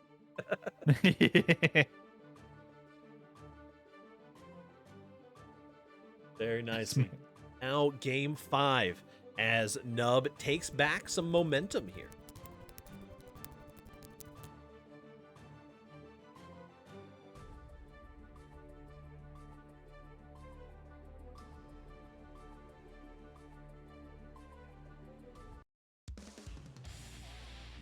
Both players going into this game 5, both of them playing exceptionally right now, reading each other, very back and forth.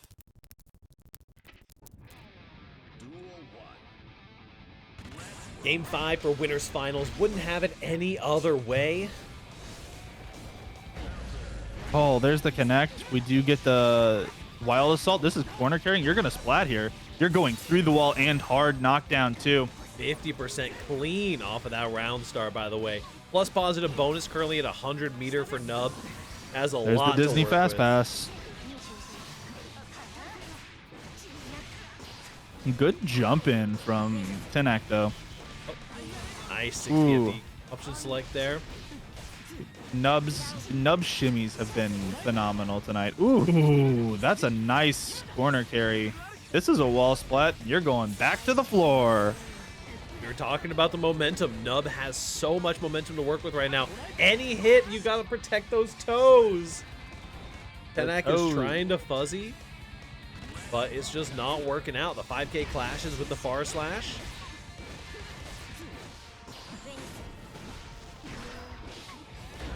The Tootsie. Gotta be careful. The low, the stun dipper, we're just sending it again. RC into a huge damaging combo. Oh, this no is hard rough. knockdown.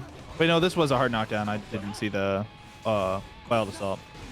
Gotta be careful for the Mortabato. Lots of options available for Tenak. Finally, one of these Sun Dippers gets blocked out. But is it too late? Trying to find anything. The 2P confirm into the dire Eclat. Listen, Nub. okay, when we were learning that 5P, 5P, 6P combo, this is how that happens. It is nasty and absolute like masterful uses of the JDs there. Just to put that pressure on the overhead. Beautiful stuff. Nub is going to be moving on and sit in the throne as our grand finalist. We're going to get to see who gets to fight up against them. Aegis versus Pork Laser. And it's your favorite time of the night now, folks. It is winner stays for the rest of the night. This is the moment right here. So we have Bedman. When the exhaustion happens. Yeah. We got the Bedman into the Biken. Pork Laser has been cooking tonight, so I will say this should be interesting, but you know, Bedman, scary character, not a lot of people play it, as said before. Quarterfinals. Red Green Dino, excited to see a Bedman in the top 8. Absolutely. Laser. Aegis.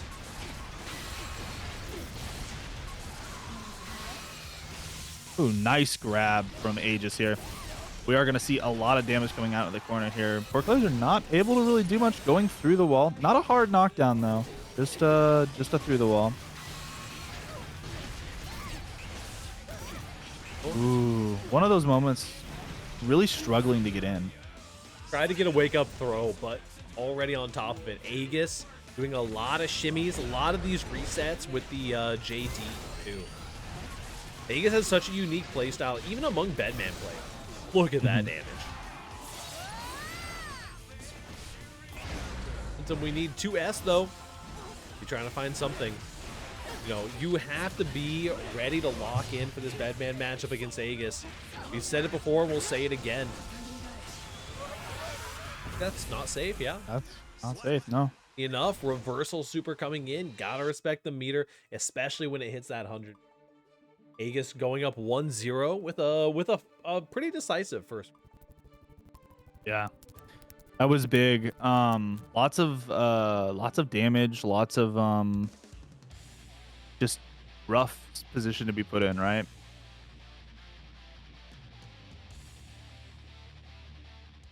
It's a really hard. Seems to be a very hard matchup for Biken too. Seems like Bedman keeps that pressure alive, keeps it up. Not much Biken can do. Definitely wants to get in, but Bedman doesn't allow it. Yep. Trying to find any options here. Try to catch a little JD action there. Nice grab. Combo off of the throw as well, thanks to those new Biken changes. Forces the burst. Ooh, we get the Wild Assault into the Habari. Oh, the JH stays active for so long. You actually connected in the air there. Blocks the cross up, but doesn't quite block the low. And now it's time. You're in Aegis's domain expansion right now. We're going to go ahead and pop that install super. Get those. Ooh, that's scary. You're just dead. Terrifying. Yep. You know, you had technically the right call trying to run up and get the hit there. But as some of my players have learned very recently, you know, when you're in the install state, hitting doesn't really get rid of those errors. And the head was already out. You gotta work for it. Yup. Being used here. Meter penalty while you're in the corner. Scary situation. You got a lot of risk starting to build up. The meter is out though for Aegis. This is your time to interact, but the throw comes through. Yep, just burst it out. He's like, all right, listen. And blocks across up Yozansen. Aegis sees the frame kill and knows what to do about it. Bedman damage though. Gonna be preventing a little bit here. Trying to go for some more simple pressure. No meter to really go for the infinite extensions here. The tap dust after the clean and simple. Aegis up 2-0. Running the complex mix, running the simple mix, got all kinds here.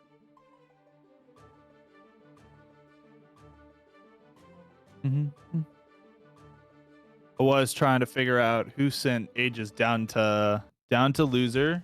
It was Sergeant Frogger. Understandable. Crazy character. I'm surprised Aegis isn't losers, to be completely honest with you. Man, Aegis is cracked. Yeah. I mean, Guilty Gear Strive can be a two-touch game. It definitely depends. If you get optimal like setups and you get your most ideal hits, it can definitely be a game. But you have mechanics like burst, which will always guarantee a two-touch game. At least you got to get a 3 in there, or do a burst bait, right? Get a full combo off of the burst bait. But if you get your clean hits in, you can definitely get ending very, very good reversal super coming out of Pork Laser here. Try to find a 6P, but nothing there as the Johnson is going to beat it out on the startup frames. Ooh, nice. Good early opening for Pork here. Forces the burst out from Aegis. Just throwing out the mat, trying to make their way in with the mat there. Gets a good grab, too.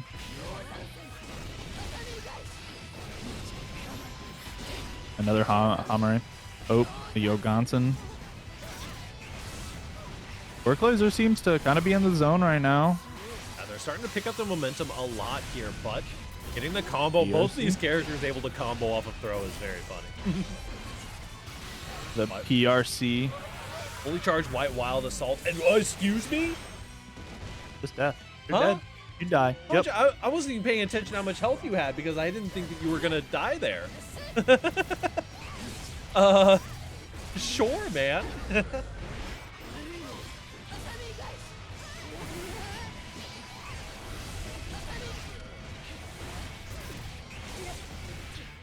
XP for the PRC to the throw, but you were already jumping. Oh, nice throw for Pork Laser here. That crossed up. Incredible cross up for Pork Laser. That's going to be a lot of momentum. And with an RC, you can potentially make something happen. But no, the deflect shield is going to keep you safe for the time being. The JD lands eventually. You've got some meter going for the install. The fully charged dust. Oh no. You dropped the combo though. Wake up super. Oh, the super comes in. And a punish. Oh, what negative. in a series of interactions to end the game. The drop into the wake up super. Oh no. 3-0 for Aegis. Really, really good games. Anime as hell. Dominating right now.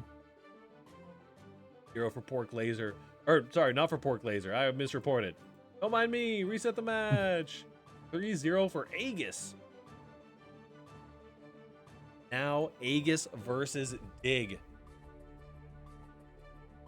Deadman into Bridget. Nope. Bracket here. Be fighting for the potential of getting into top 3.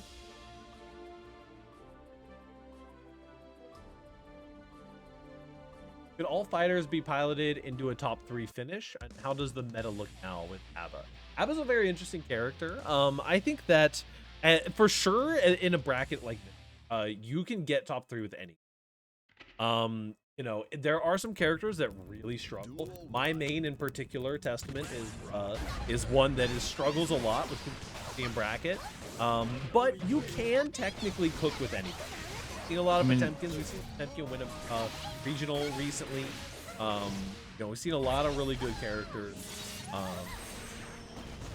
I pray to God Aegis don't got this. Bedman historically has been a very, very underperforming character, but you see people like Aegis can absolutely. Well, now, Dig's kind of cooking. Dig is the kind of person who will actually know the Bedman matchup, so might be able to save the rest of the bracket from the Aegis. Oh, I forgot to update the names. Thank you. Dig. Oh, Dig finding that overhead right there. Gets the low. Keeping the pressure alive. Gets another low for the confirm here. Puts Aegis into the corner. Gets that grab. Do we get to see a wall splat here shortly? Not quite. Does drop though. I don't think Dig even really expected that counter hit to come through. The JP connects. Oh. You get a full combo off of it into a super in the big right body through the wall. You're dead.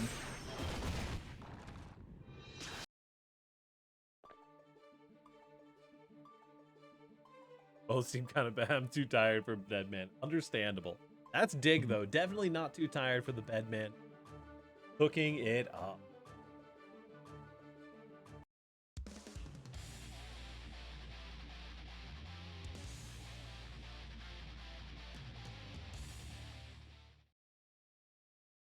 Got this. Yeah, we got some believers in chat. That is for sure.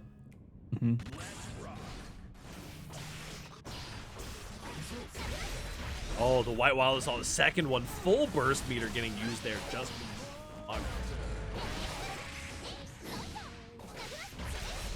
good hard knockdown. Sending the Wild Assault right back at you. I like the FD cancel into the Roger dive.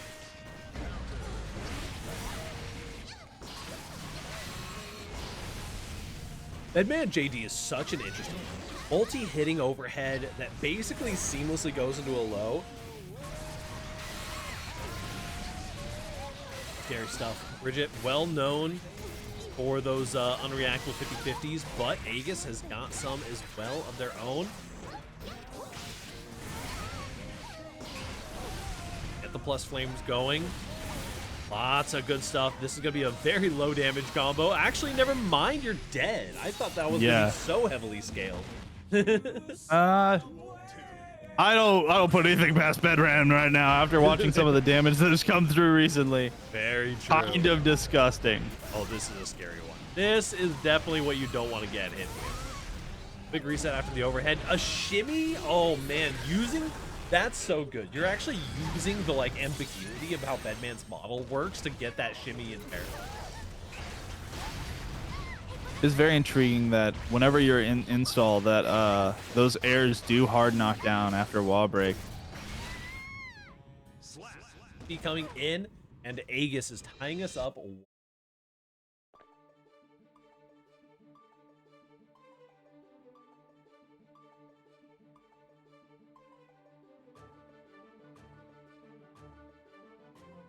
Aegis seems to be getting a little bit more of the download. Definitely got to adjust a little bit to the gaming. Is no slouch. Dig is the progenitor of almost all the Bridget counterplay that you know. Has probably come from Dig himself. Has taken credit for many a bracket win because he has taught the Bridget matchup to just about everybody. Dig just carrying here. I'll assault out of the corner, not a bad option. But you're just pushed right back in, trying to find a mash. Waiter, I would like some plus frames, please. Actually, I would just like my opponent to be dead, please. Not dead yet, but definitely not in a happy position, that's for certain. Oh no, the 2K2D connects. You might be able to get a burst out here. Close / counter hit. Oh no, not like this. I don't know if you want to. There's the DP. Yeah, I was gonna say I don't know if you want to burst with your opponent being that low. I mean, you weren't gonna die. You were far enough away from the corner. Really good stuff there. The DP honestly could have just chipped out even without FD. So really good awareness by Dig, saving the burst, which I'm sure will be coming in handy. Get out one of these massive Bedman combos. Dig really respecting things, not bursting. Just being patient and waiting for the opponent to drop, so they always have that burst in their back pocket if they need it. They're through the wall. There goes Aegis. DPs are a universal anti-air in most games. 2H, you see that's Bridget 2H right there, also very effective anti-air. The quirk that Strive has, that there's a command normal 6P that is for the first like frame 1 through I think like 12 usually on average. It's invincible from the chest up, and then on the later frames it's invincible from the, so you can get really Very, very consistent. You don't see it as much in high levels of play, honestly, which is kind of funny. Just because you can get a slightly riskier anti-air option that have better payout, right? 6p, you're going to get maybe a cancel into a special, and that's kind of it. It is a hard knockdown, but you don't really get a ton of it.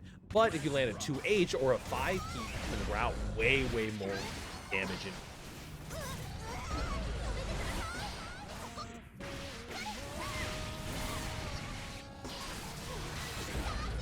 Nice. Oh, nice DP.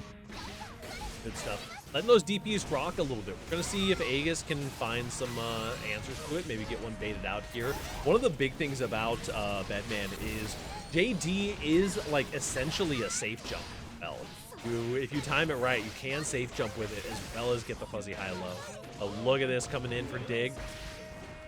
Just getting you pushed all the way to the other corner on block strings alone.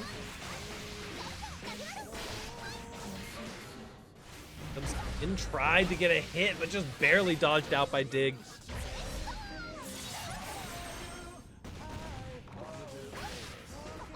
Tough situation. Dig with 100 meter. The fast RC rock the baby. And Dig stop it.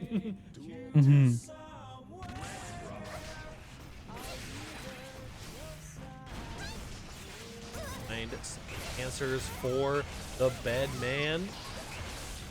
Opting for a little bit more zoning gaming. Understandable. It is always a solid fallback for Ben. Definitely, you know, there's no character that wins completely off of zoning in this game anymore, really. Most characters are looking to at least get a close slash, get the combos rolling. But Bedman is a very efficient zoner and anti-zoner. A lot of situations. Nice backdash on the Rock the Baby. Receive. Find a kill? Not quite. Nice. Ooh, nice confirm. Ooh. Dig getting a little impatient with these Rock the Babies. The Bridget players will tell you Rock the Baby, highly reactable, 36 frames, by the way. Nice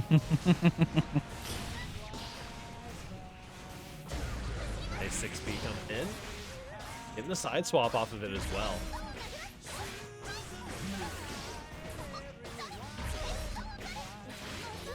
This is the Bridget moment of all time. PRC into the low. Finds the high. No combos. You're just getting whittled down here in the corner. Going straight into the Ronger super. The teddy berries come to play. Is 2K. Positive bonus. Take less damage. Deal more. And finds the PRC. Pressure is real. Very true. We have the bracket has been saved from the Bedman terrorization. So nobody has to know how to play against Bedman anymore. Holy 2K, Batman. So true, Pat. GG's indeed.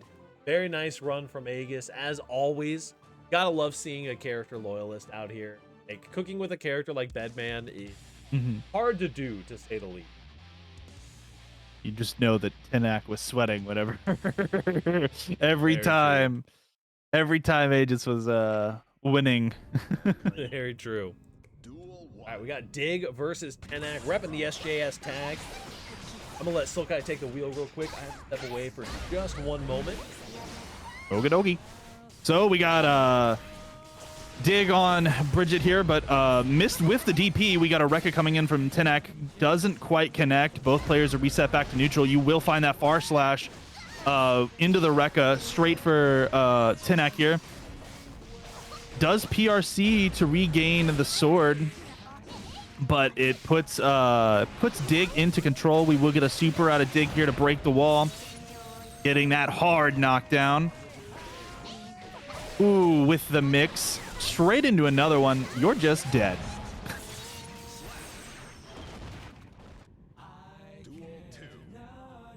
On to round 2. Tenak in disadvantage here, but does find some early hits.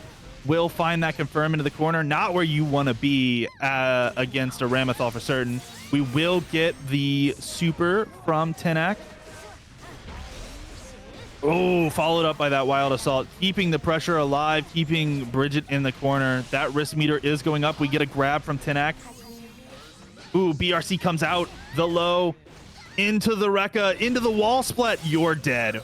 Trading back to back. Dig getting round 1, followed up by Tenek getting round 2.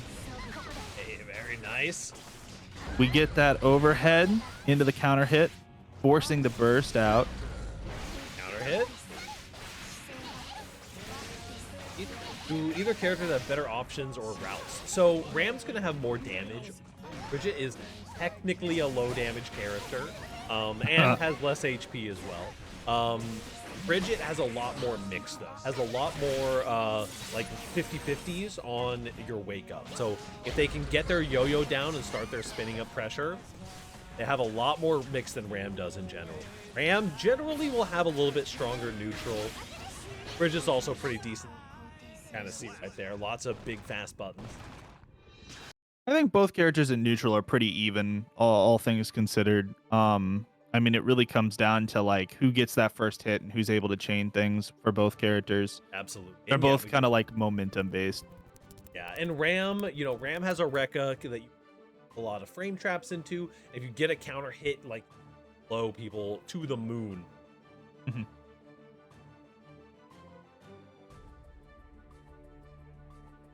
Big already picking up some momentum, taking that first match.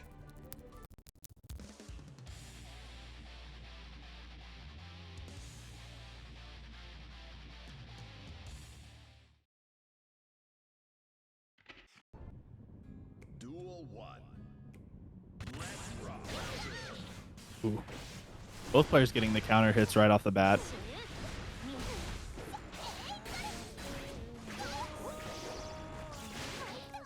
Ooh, good grab from Dig here. Ooh, BRC comes out, trying to like do a little 50-50 mix here. Not quite finding it, but Tenek does guess wrong, and oh, the burst comes out with the BRC for the bait. Not intentional for certain. Through the wall, hard knockdown. Full wild assault action, and this is already nice backdash though. And anything, JS got canceled out.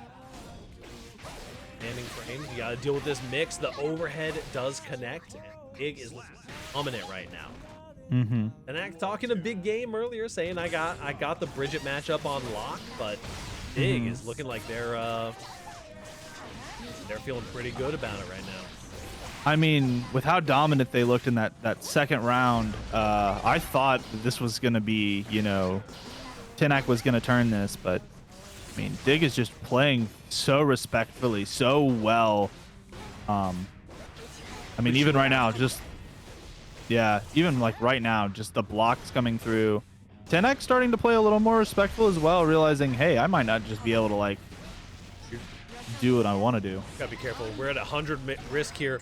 A throw or anything with an RC. Nice PRC back though. You could have died to just about anything there. That risk hard ranked. There's a good counter hit, and I believe that we're going to be going. Yep.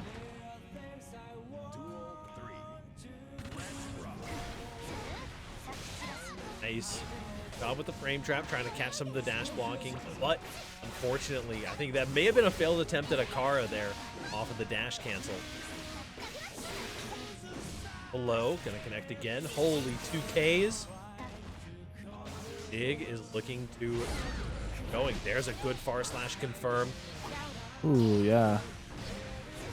Both players with so much meter on deck. Red RC, no burst bait though. Doesn't matter. Puts you right back into the corner, right back into that Ramathal position. You have to YRC here. Tenek respecting the YRC, puts the burst to put you back in the corner. Now neither character has any meter or any burst. We'll exchange our resources. JS's are just barely not enough, and our slap. Excellent. Big is 2-0 right now.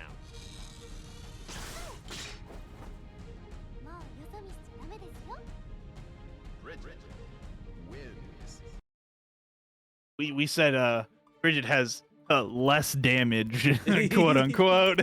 Listen, Bridget, it does have some damage problems, but it depends. It's always situational. We are playing Guilty Gear Strive. We're fast paced. We're just because Bridget is 3 touching someone instead of 2 touching them. That is technically a low damage character.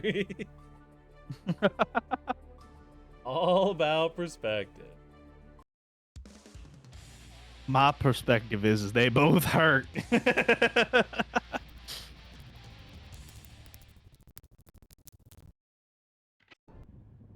Duel 1.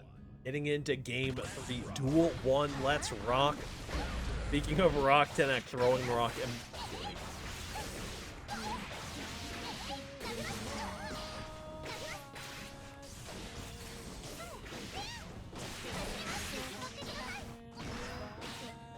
Ooh, that nice that grab tech.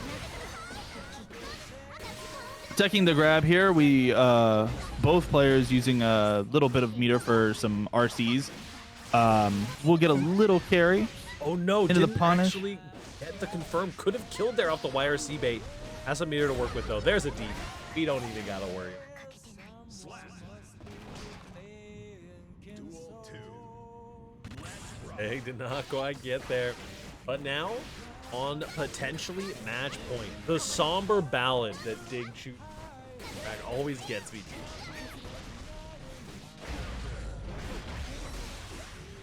Assault. Trying to keep some plus frames, but the DP comes out. Starting to get a little bit antsy on these DPs. But now is the time to start mixing up your game plan. If you're on game match point here, you want to close this out. What an air throw.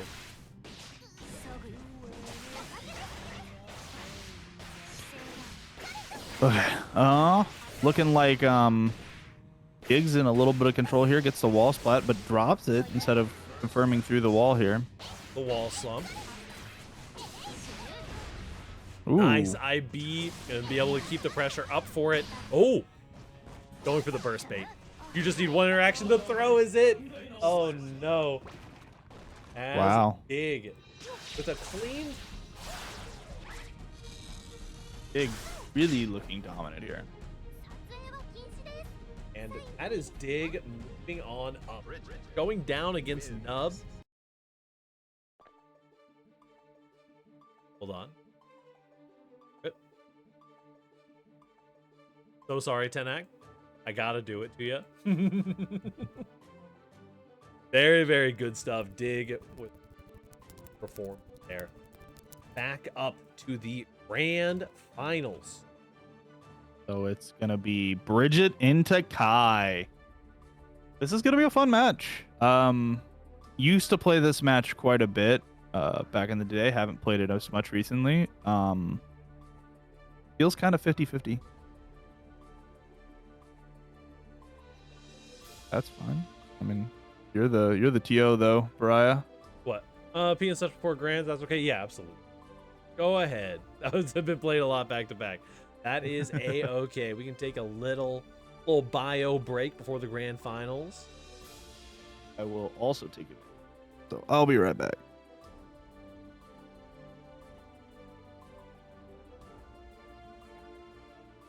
Great stuff, y'all. Wonderful games so far.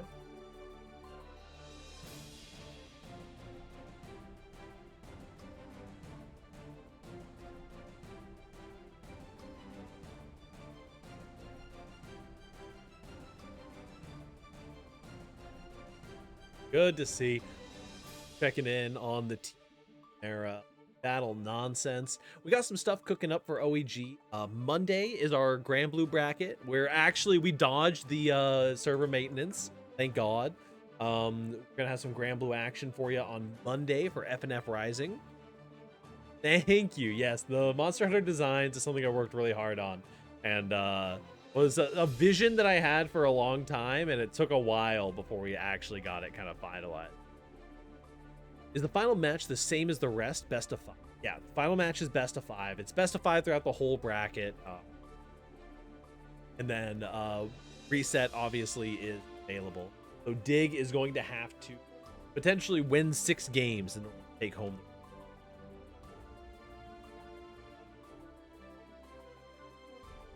There's some other games like when we play Grand Blue. Grand Blue, we do first to 2 up until the finals. So winners, finals, grand finals, and finals are all first. But with it already being like first to 3, best of 5, like that's kind of the sweet spot for Strive. You know, a long best of 5 will last you 15. That's on some of the slower characters.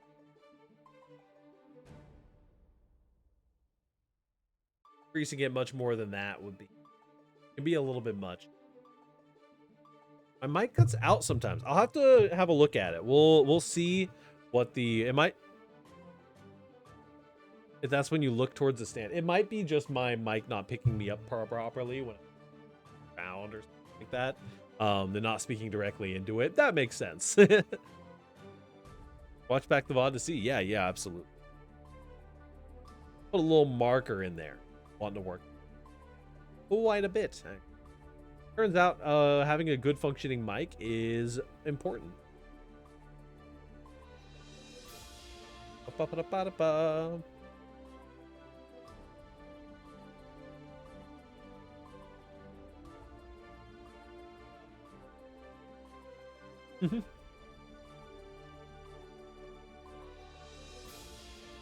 you caught up so far. Yeah. Glad you made it. Excuse. It's been a blast so far. It always is. Okay, we got Dig back. We are ready to rumble, launching into grand finals. Nub claims to be able to react to all of the Bridget mix. Let's see if this is true. We got a new pinned message for the next 20 minutes.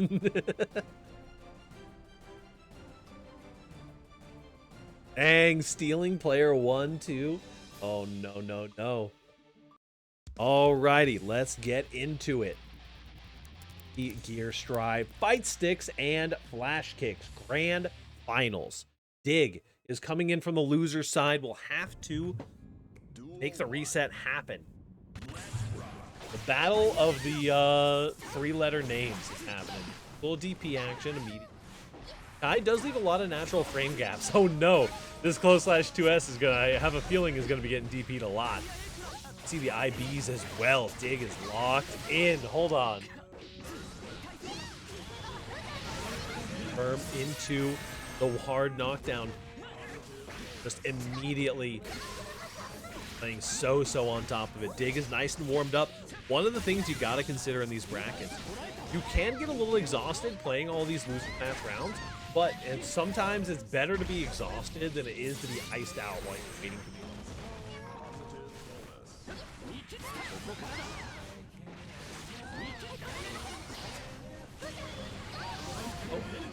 Vader, I would like some plus frames, please. Dodges the 5P, but no. Nash doesn't quite reach as Nub takes first blood.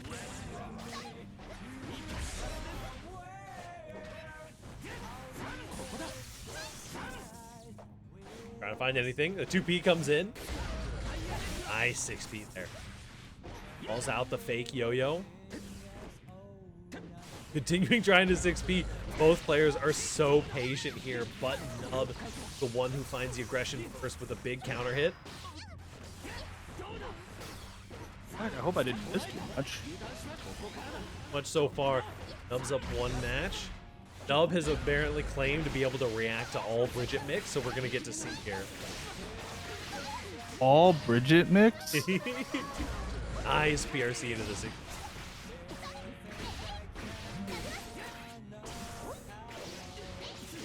Oh, wow. The 5P almost caught there. We'll see Roger to knock you back to the wall. Yep. You're going to get that hard knockdown with a Wild Assault. Oh, no. The that was clean. Select. Oh, no. Whoa. What a backdash. She didn't get a kill there, though. No meter to confirm it. That's half dust is going to do it as Dig takes a stock. That was almost really big for Nub. Ooh, nice. That's gonna wall splat. Ooh, almost unable to confirm that though. That's fine. That's the classic. You normally double Diraclot on that combo, and the second Diraclot wall breaks, but you can do the Wild Assault instead. Oh man, just a point blank stun dipper. Okay, good red RC as well. The second hit of that stun dipper would have been blockable if you didn't red RC it. Double overhead catches the mash from Nub. Go Dig. You can tell that Dig is stepping up the pressure on some of this, on the mix here. Definitely wants to like really test Nub here to see. What can you react to? What are you just fuzzying? If you're just fuzzying, I'm gonna catch you with this mix. Nice 6P on the yo-yo. Oh, You dead? he also side switches straight to get the wall splat to the death. So keenly aware of how your character moves on the side of Nub. Very nice for Nub, going up 1-0. First blood. Nub sweep in the chat coming in from Lens.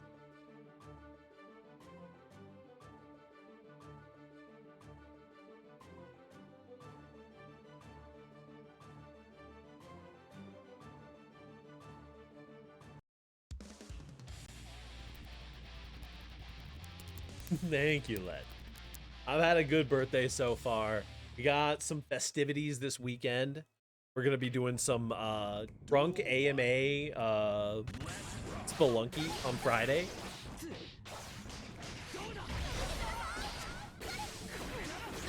Nice team out. Calling out the gaps in the pressure. Dig is really putting on a master class of the matchup right now. Like, oh, you got a gap? I got the deep. I mean, you want to talk about masterclass in the matchup as well. Nub has been doing an exceptional job calling out certain pressures and certain opportunities. Is it over? Hence why is the damage gone? That was a nasty 80% damage combo coming in from Nub. Ooh, nice grab. Oh no. You're alive, but like are you? You are alive. You are alive. The guts is gonna be enough to reduce it a little bit. But oh no. The shimmy into the close slash and the JS. Nub is just absolutely running away with it right now. Nub showing why this matchup sucks ass for Bridget. Understandable. Kai does a little bit of damage. Kai is a character. Kai's the low Every damage. Dude, every time I watch like a high level Kai, it makes me love Kai that much more. And then I wonder, why can't I do that? Gonna get you there. One of these days, we'll get those bombos. You just gotta rely on the dopamine that you get from landing one of those bombos, and that'll keep you in the lab learning. Yeah. Back right into things. Nub up 2-0. Dig. Oh no, not where you want to be is Dig. Yep. You were about to go through the wall there. Had to spend the burst in order to prevent it. Do not want to give that positive bonus up for free. Both players with 50 meter now, though. Ooh! Both players with no meter now, though. How quickly that can change. Now we're in the corner, though. It's the Bridget mix situation. There's a 6P. No, it's not. Maybe Nub was right. Maybe the mix is all just reactable. Oh no, the DP had the right idea going for a little bit of mix of their own, but there's the direct plot into the RC, and we are on match point grand finals. No start fast. Counter hit. Dig here really trying to play a little more desperate here, trying to get, you know, something as you know, Nub's putting on this Kai masterclass. What are those IBs? And the DP option select? Okay, yeah, just DP their DP. That's A-okay. Here we go. Now, you're in the corner. It's Bridget pressure time. Blocking the overhead. This is the moment. This is the moment where that comment about being able to react to all mix really comes into play, right? Technically, you reacted to all the mix. Nub got hit by a mid there. That's not mix. Nice shimmy on the throw.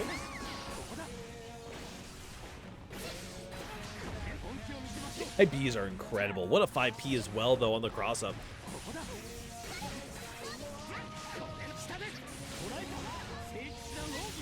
Oh, this is just a little bit of damage. Unfortunately, that DP has so much recovery, you're not quite able to get the second one in there. A little PRC. Yep. Not close enough for the 6P to connect this time on the yo-yo toss. Dig does still have burst available to them, so they could just burst if need be. And also has some tension too, just built up for a RC, which they just used. They are going to get the wall splat here into the hard knockdown with Wireless Art, but no longer has burst available to them. Good grab. That's death. Off of the single hit of the overhead, Dig has made it happen. Nub is bleeding finally, and the Bridget mix has proven successful for at least one round. We're going to get to see if Nub can make some adjustments. Finish before the meter comes back. Yeah, I was really looking for that burst meter as well.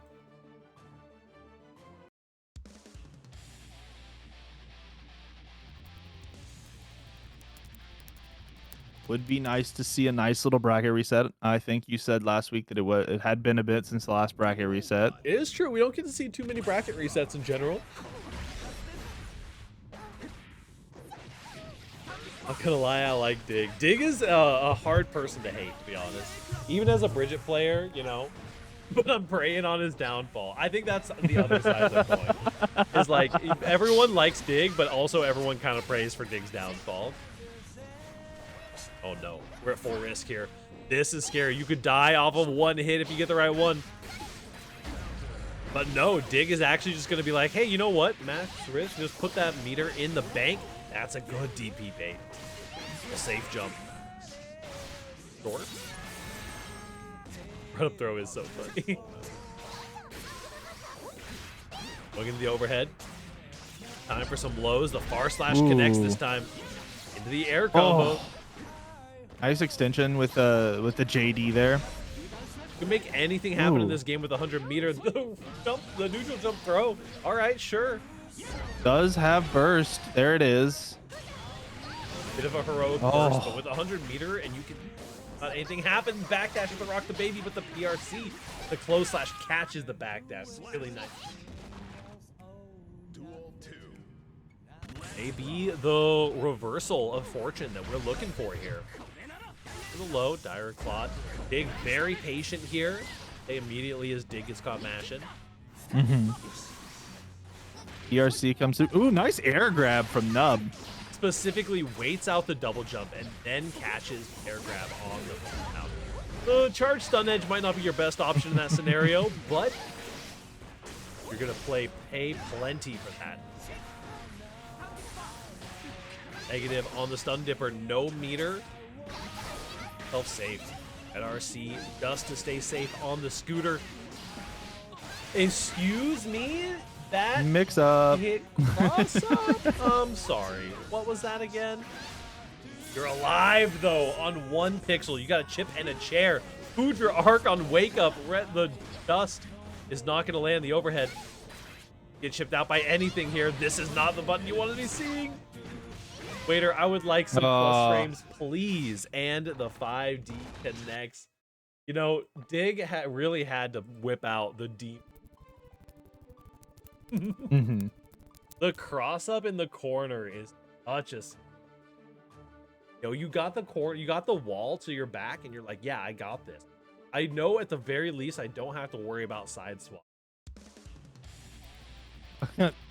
Then the side swap's on you. And the side swap mix happens, and it's just like, all right, well, never mind, I guess. Lock in, Nub. Kensei is here to give you the power. Every time that Kensei has come into chat and said lock in, Nub is locked in immediately. So we get to see, hopefully.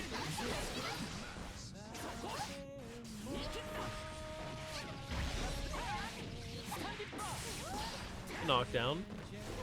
Nub's out here trying to take Danny's spot as the top tie for the week. Okay, landing the JS.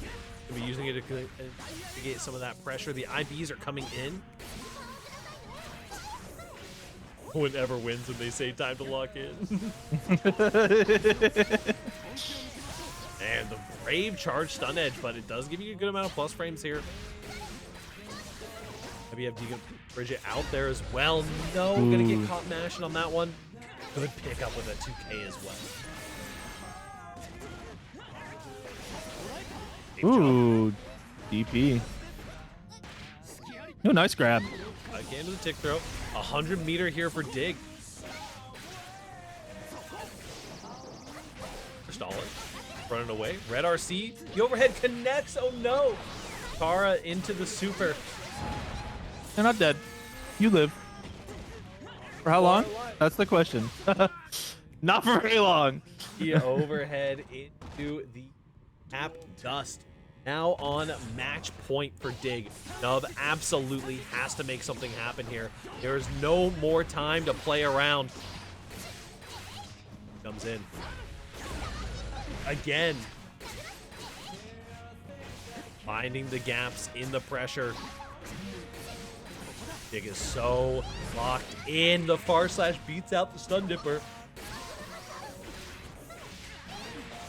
Double overhead. Jesto through the wall.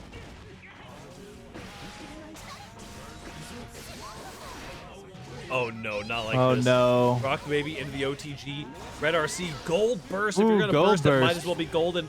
Trying to use the. Oh no.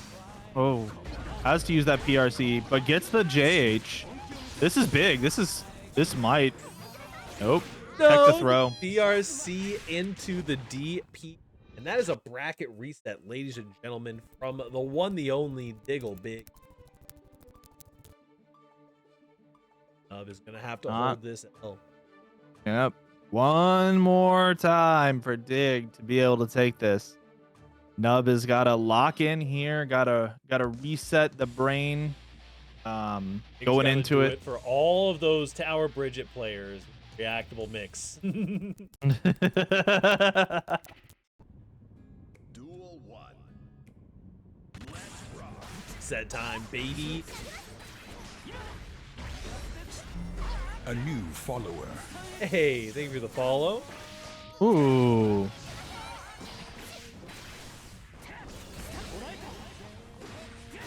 Ooh, the DP comes through from Dig here, keeping the pressure alive, putting Ty against that wall. Not wall splatting though. Stuff here. Nub getting a little bit of damage in. We see those IBs coming in from Dig. Oh no, what was the DP? Might have just been mashing out the fireball input and got the DP instead on accident.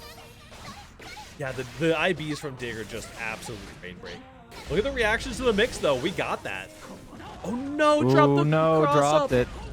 Yep. Okay, found the counter hit close slash though. That's gonna be plenty of damage. In the bracket reset, you know, when you gotta turn it on, you gotta turn it on. We've seen Danny in this exact situation so many times.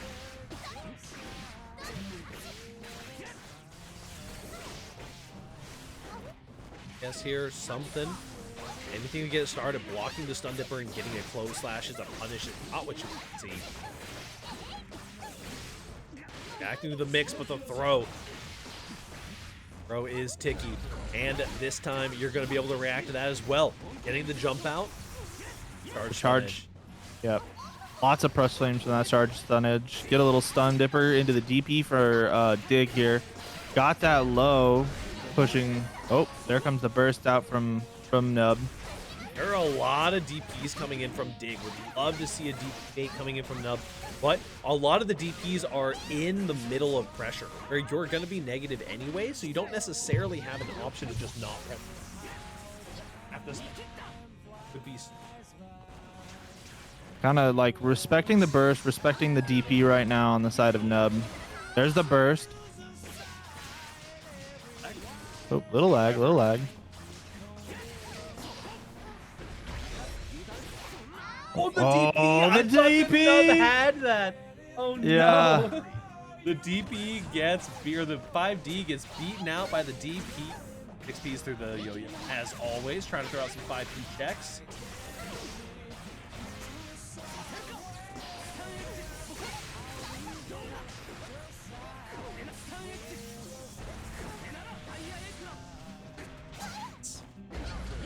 Ooh, nice counter hit coming in from Nub there. This is going to carry all the wall. This may even wall splat. Yep. This nearly kills. What an incredible combo routing for Nub. Does kill with the slash into the far slash, or the far slash into the heavy slash. Up and Nub is back in the driver's seat. 1-0 in tie player for the evening.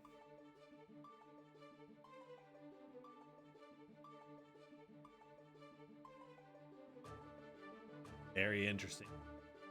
I mean, both of these players are on such a high layer, and when Nub is getting is absolutely making sure out into maximum damage possible. These charged stun edge routes are terrifying. They are nutty to watch too. They carry for so long. Early burst from Nub. Honestly, pretty reasonable. Yeah. Lots of grounded play as well. You don't see very much TK Fireball coming out from Nub. Is a staple for certain Kai players, Danny in particular. Danny, being a DBFZ player, is a big fan of those TK Fireballs. Okay, pick up Stun Edge. Ooh, nice DP. Ooh, and this is gonna take you through the wall. You are going to be on the ground. Oh no, that. Oh. And you're back on the ground. No, you're dead. That is a really, really solid burst bait opportunity. Well, good job on Dig to just hold on to it for now.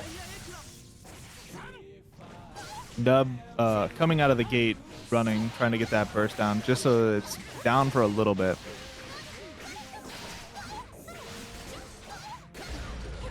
Ooh, nice 6B right into the burst though. Solid mix coming in. The 2S does connect. Breakdown.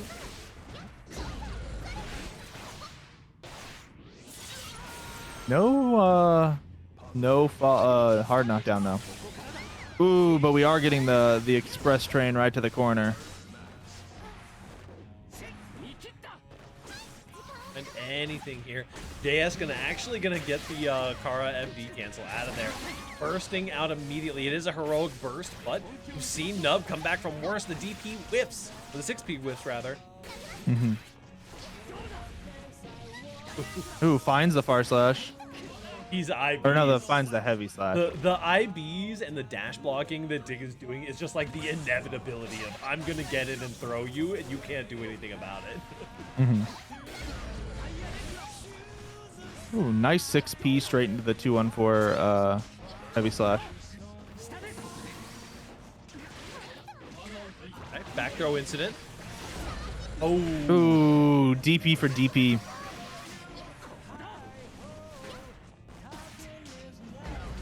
Yeah, and I believe that setup that Dig is doing is an option effect where if the Kai does block the move, then it's just a regular hit that comes out. But if the Kai doesn't block the move, then it's actually the DP that comes out. Okay. Really, really good. What a burst bait as is bait. well. You are absolutely going down on that with 50 meter to boot. Big tying us up for 1 here. Grand final.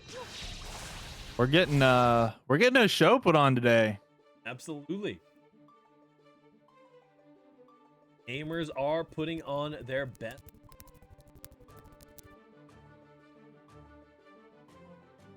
I was Nub. I'd be taking a little bit of a walk. Just I'd step away from the controller real quick and sit back down. Could be a moment, you know. Take a breath. The bracket nerves get to us all. Yep. It happens to the best of us. The Scambly picture. Good jump. The longer the set goes on, the more that Dig really honing in on some of the habits that he has. Defensively and offensively. Finding some of those fuzzy timings, opening things up more and more. Might even be looking nearly at a perk. Might be a little damage that happened in there. Red RC though, and this is, if not a perfect, a near perfect. Mm-hmm.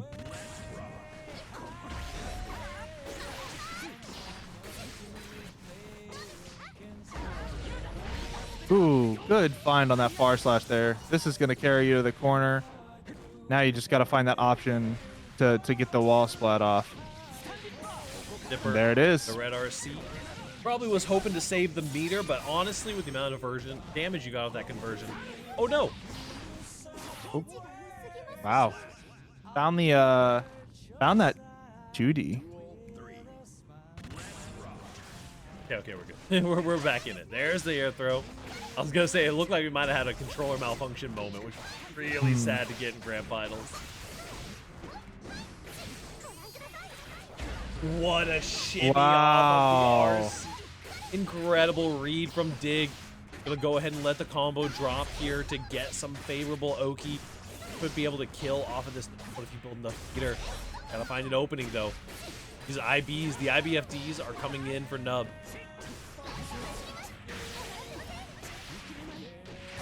Oh.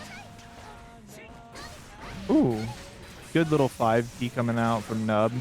But the air, that grab from Dig in the air. The match started with an air throw and ended with an air throw. Dig, very nicely done. Setting the theme early. This could potentially be it. We are hypothetically on match point for Dig. Make this last round happen.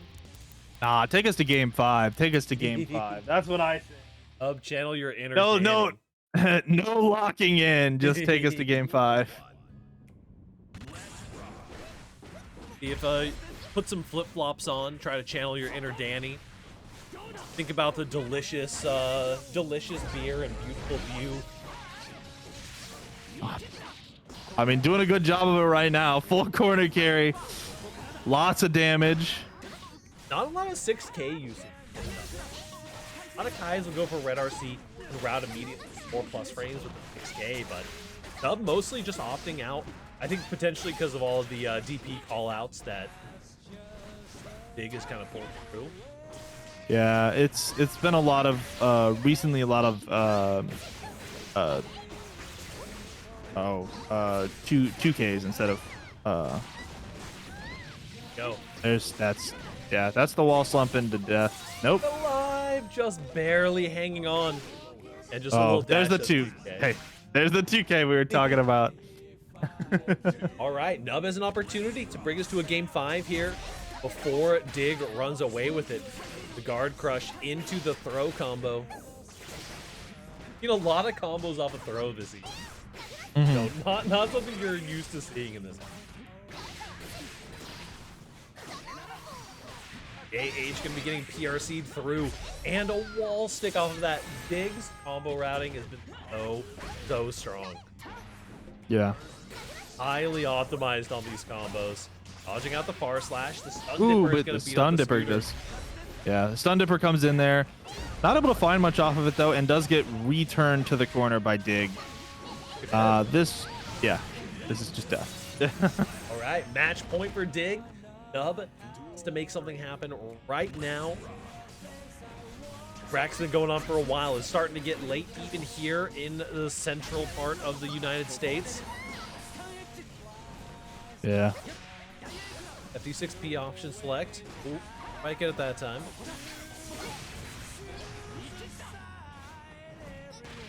Okay, run up throw. Nice grab. One way to start things off. The shimmy. Didn't go for a full punish though, just went for a throw into the OTG. Just didn't RC the stun dipper. That's the layer that we're on, is that you're hitting the stun dipper and just not RCing it. That's crazy. The air throw back. Ooh, air throw. That does Oh, it. you're just dead. Yep. Nope. Now you're just dead. Good burst And bait. You asked, and you now receive game 5 with the throws finally opening things up. You cannot ask for a better grand finals than a bracket reset into a game 5. Very, very true. I got some snacks waiting for me downstairs. They have to wait. Hungry Pariah Docs is gonna have to stick it out. 2-2, one more, says Kensei. The Kai Bros are thriving right now. Nub has had their struggles, has had a lot to overcome in this Dig matchup, but Dig has also been adapting so well. Throws the DP. Good throw. And baits the Oh, next baits one. it! Wow. Earning Now the making those burst out. adjustments. Finally making those adjustments. Yep. And I mean, that's something that Dig actually does a lot. We've seen it in some of the other games. When it's the last game, when it's the game 5, those wake up DPs start coming out. I mentioned in the last time that it's a risky play to make, but when you're mixing up the playstyle, you're already on layer 25, right? You can just go back down to start wake up DPing randomly. And you can catch a lot of people out, but Ken ready, or Nub was ready, sorry, not Kensei. You had Kensei on the brain, it's fine. This is going to, that's going to hurt, putting you right back into that corner, but unfortunately, it did not splat. The throw. Ooh, the DP. Dig has been so, like, lethal with those, like, baiting those DPs, right? I haven't seen the word just on my screen this much in a Strive match, I think ever. The amount of just blocks these two are trading back and forth is just incredible. Find something. The Roger dive connects. Oh no, you cannot be getting hit by that one. Ooh, drops it though. Oh no, that is not what you want to see. Burst You're is going available. straight. I think you Yep. hold it. You hero burst. Trying to go for that win. Yeah, it's match point. This is it for Dig. The far slash connects. Oh no. If you can get a burst bait here, Oh no. if you can get the burst bait, you don't get the burst bait. Nub has one more opportunity, but no. There's the grab. Slow run up throw. The throws Wow. finally happen. Everybody has noticed how much these two are throwing. Dig 3-2 in bracket reset. Your champion, FNF number 3. Came in from lower all the way through the bracket to take down the Kai of Nub, who had been so dominant the entire tournament. Oh, wow. An incredible set, an incredible match from both of these. Thank you, Dig, as well, for the happy birthday wishes. Wow, wow, wow, wow. Awesome stuff. Check out the match arena. You guys want to chuck in a buck, going straight to the players. 3 signed up and paid out. Awesome stuff. Really great runs for everyone tonight. I'm honestly, that was maybe the best grand finals that we've had in history. Nub is so good versus Bridge. I can't fucking mix him. You guys, I need you to know, Dig, the amount, I was baffled. I was speechless at the amount of just blocks you guys were trading back and forth. I don't think I've seen that many just blocks in a Live match ever. Just straight up. It's great. It was a fantastic grand final. For sure. Awesome stuff. Make sure if you're in the top 3 to sign up on the match arena. If you're not in the top 3, chuck in a buck in the match, if you feel like it. So Kai, you got any shout outs for the evening? I mean, other than some OEG stuff that's coming up, I believe is next week the Grand Blue FNF. Yep, next week's Am I Grand Blue correct? FNF. Yep. So next Monday's a Grand Blue FNF. You've got your birthday stream tomorrow. And then looking further out in the future, we have an Apex event coming up in OEG. But other than that, I mean, you'll see people maybe popping in with some of our, Fight Club streams. And other than that, Apex tournament May 4th. I know you fighting game players, you're desperate for a break from fighting game. Boot up some Apex, bring a little squad in. We're gonna be hosting an Apex tournament. It's gonna be May 4th is a little Star Wars homage, and it'll be a really good time. Tibbers are putting that on for us. And yeah, we got Grand Blue on Monday. Still gotta set the start on GP because our last one got apart from that, I think that's about it. We'll be signing off for tonight. Finding ourselves a raid target. You all have a fantastic evening.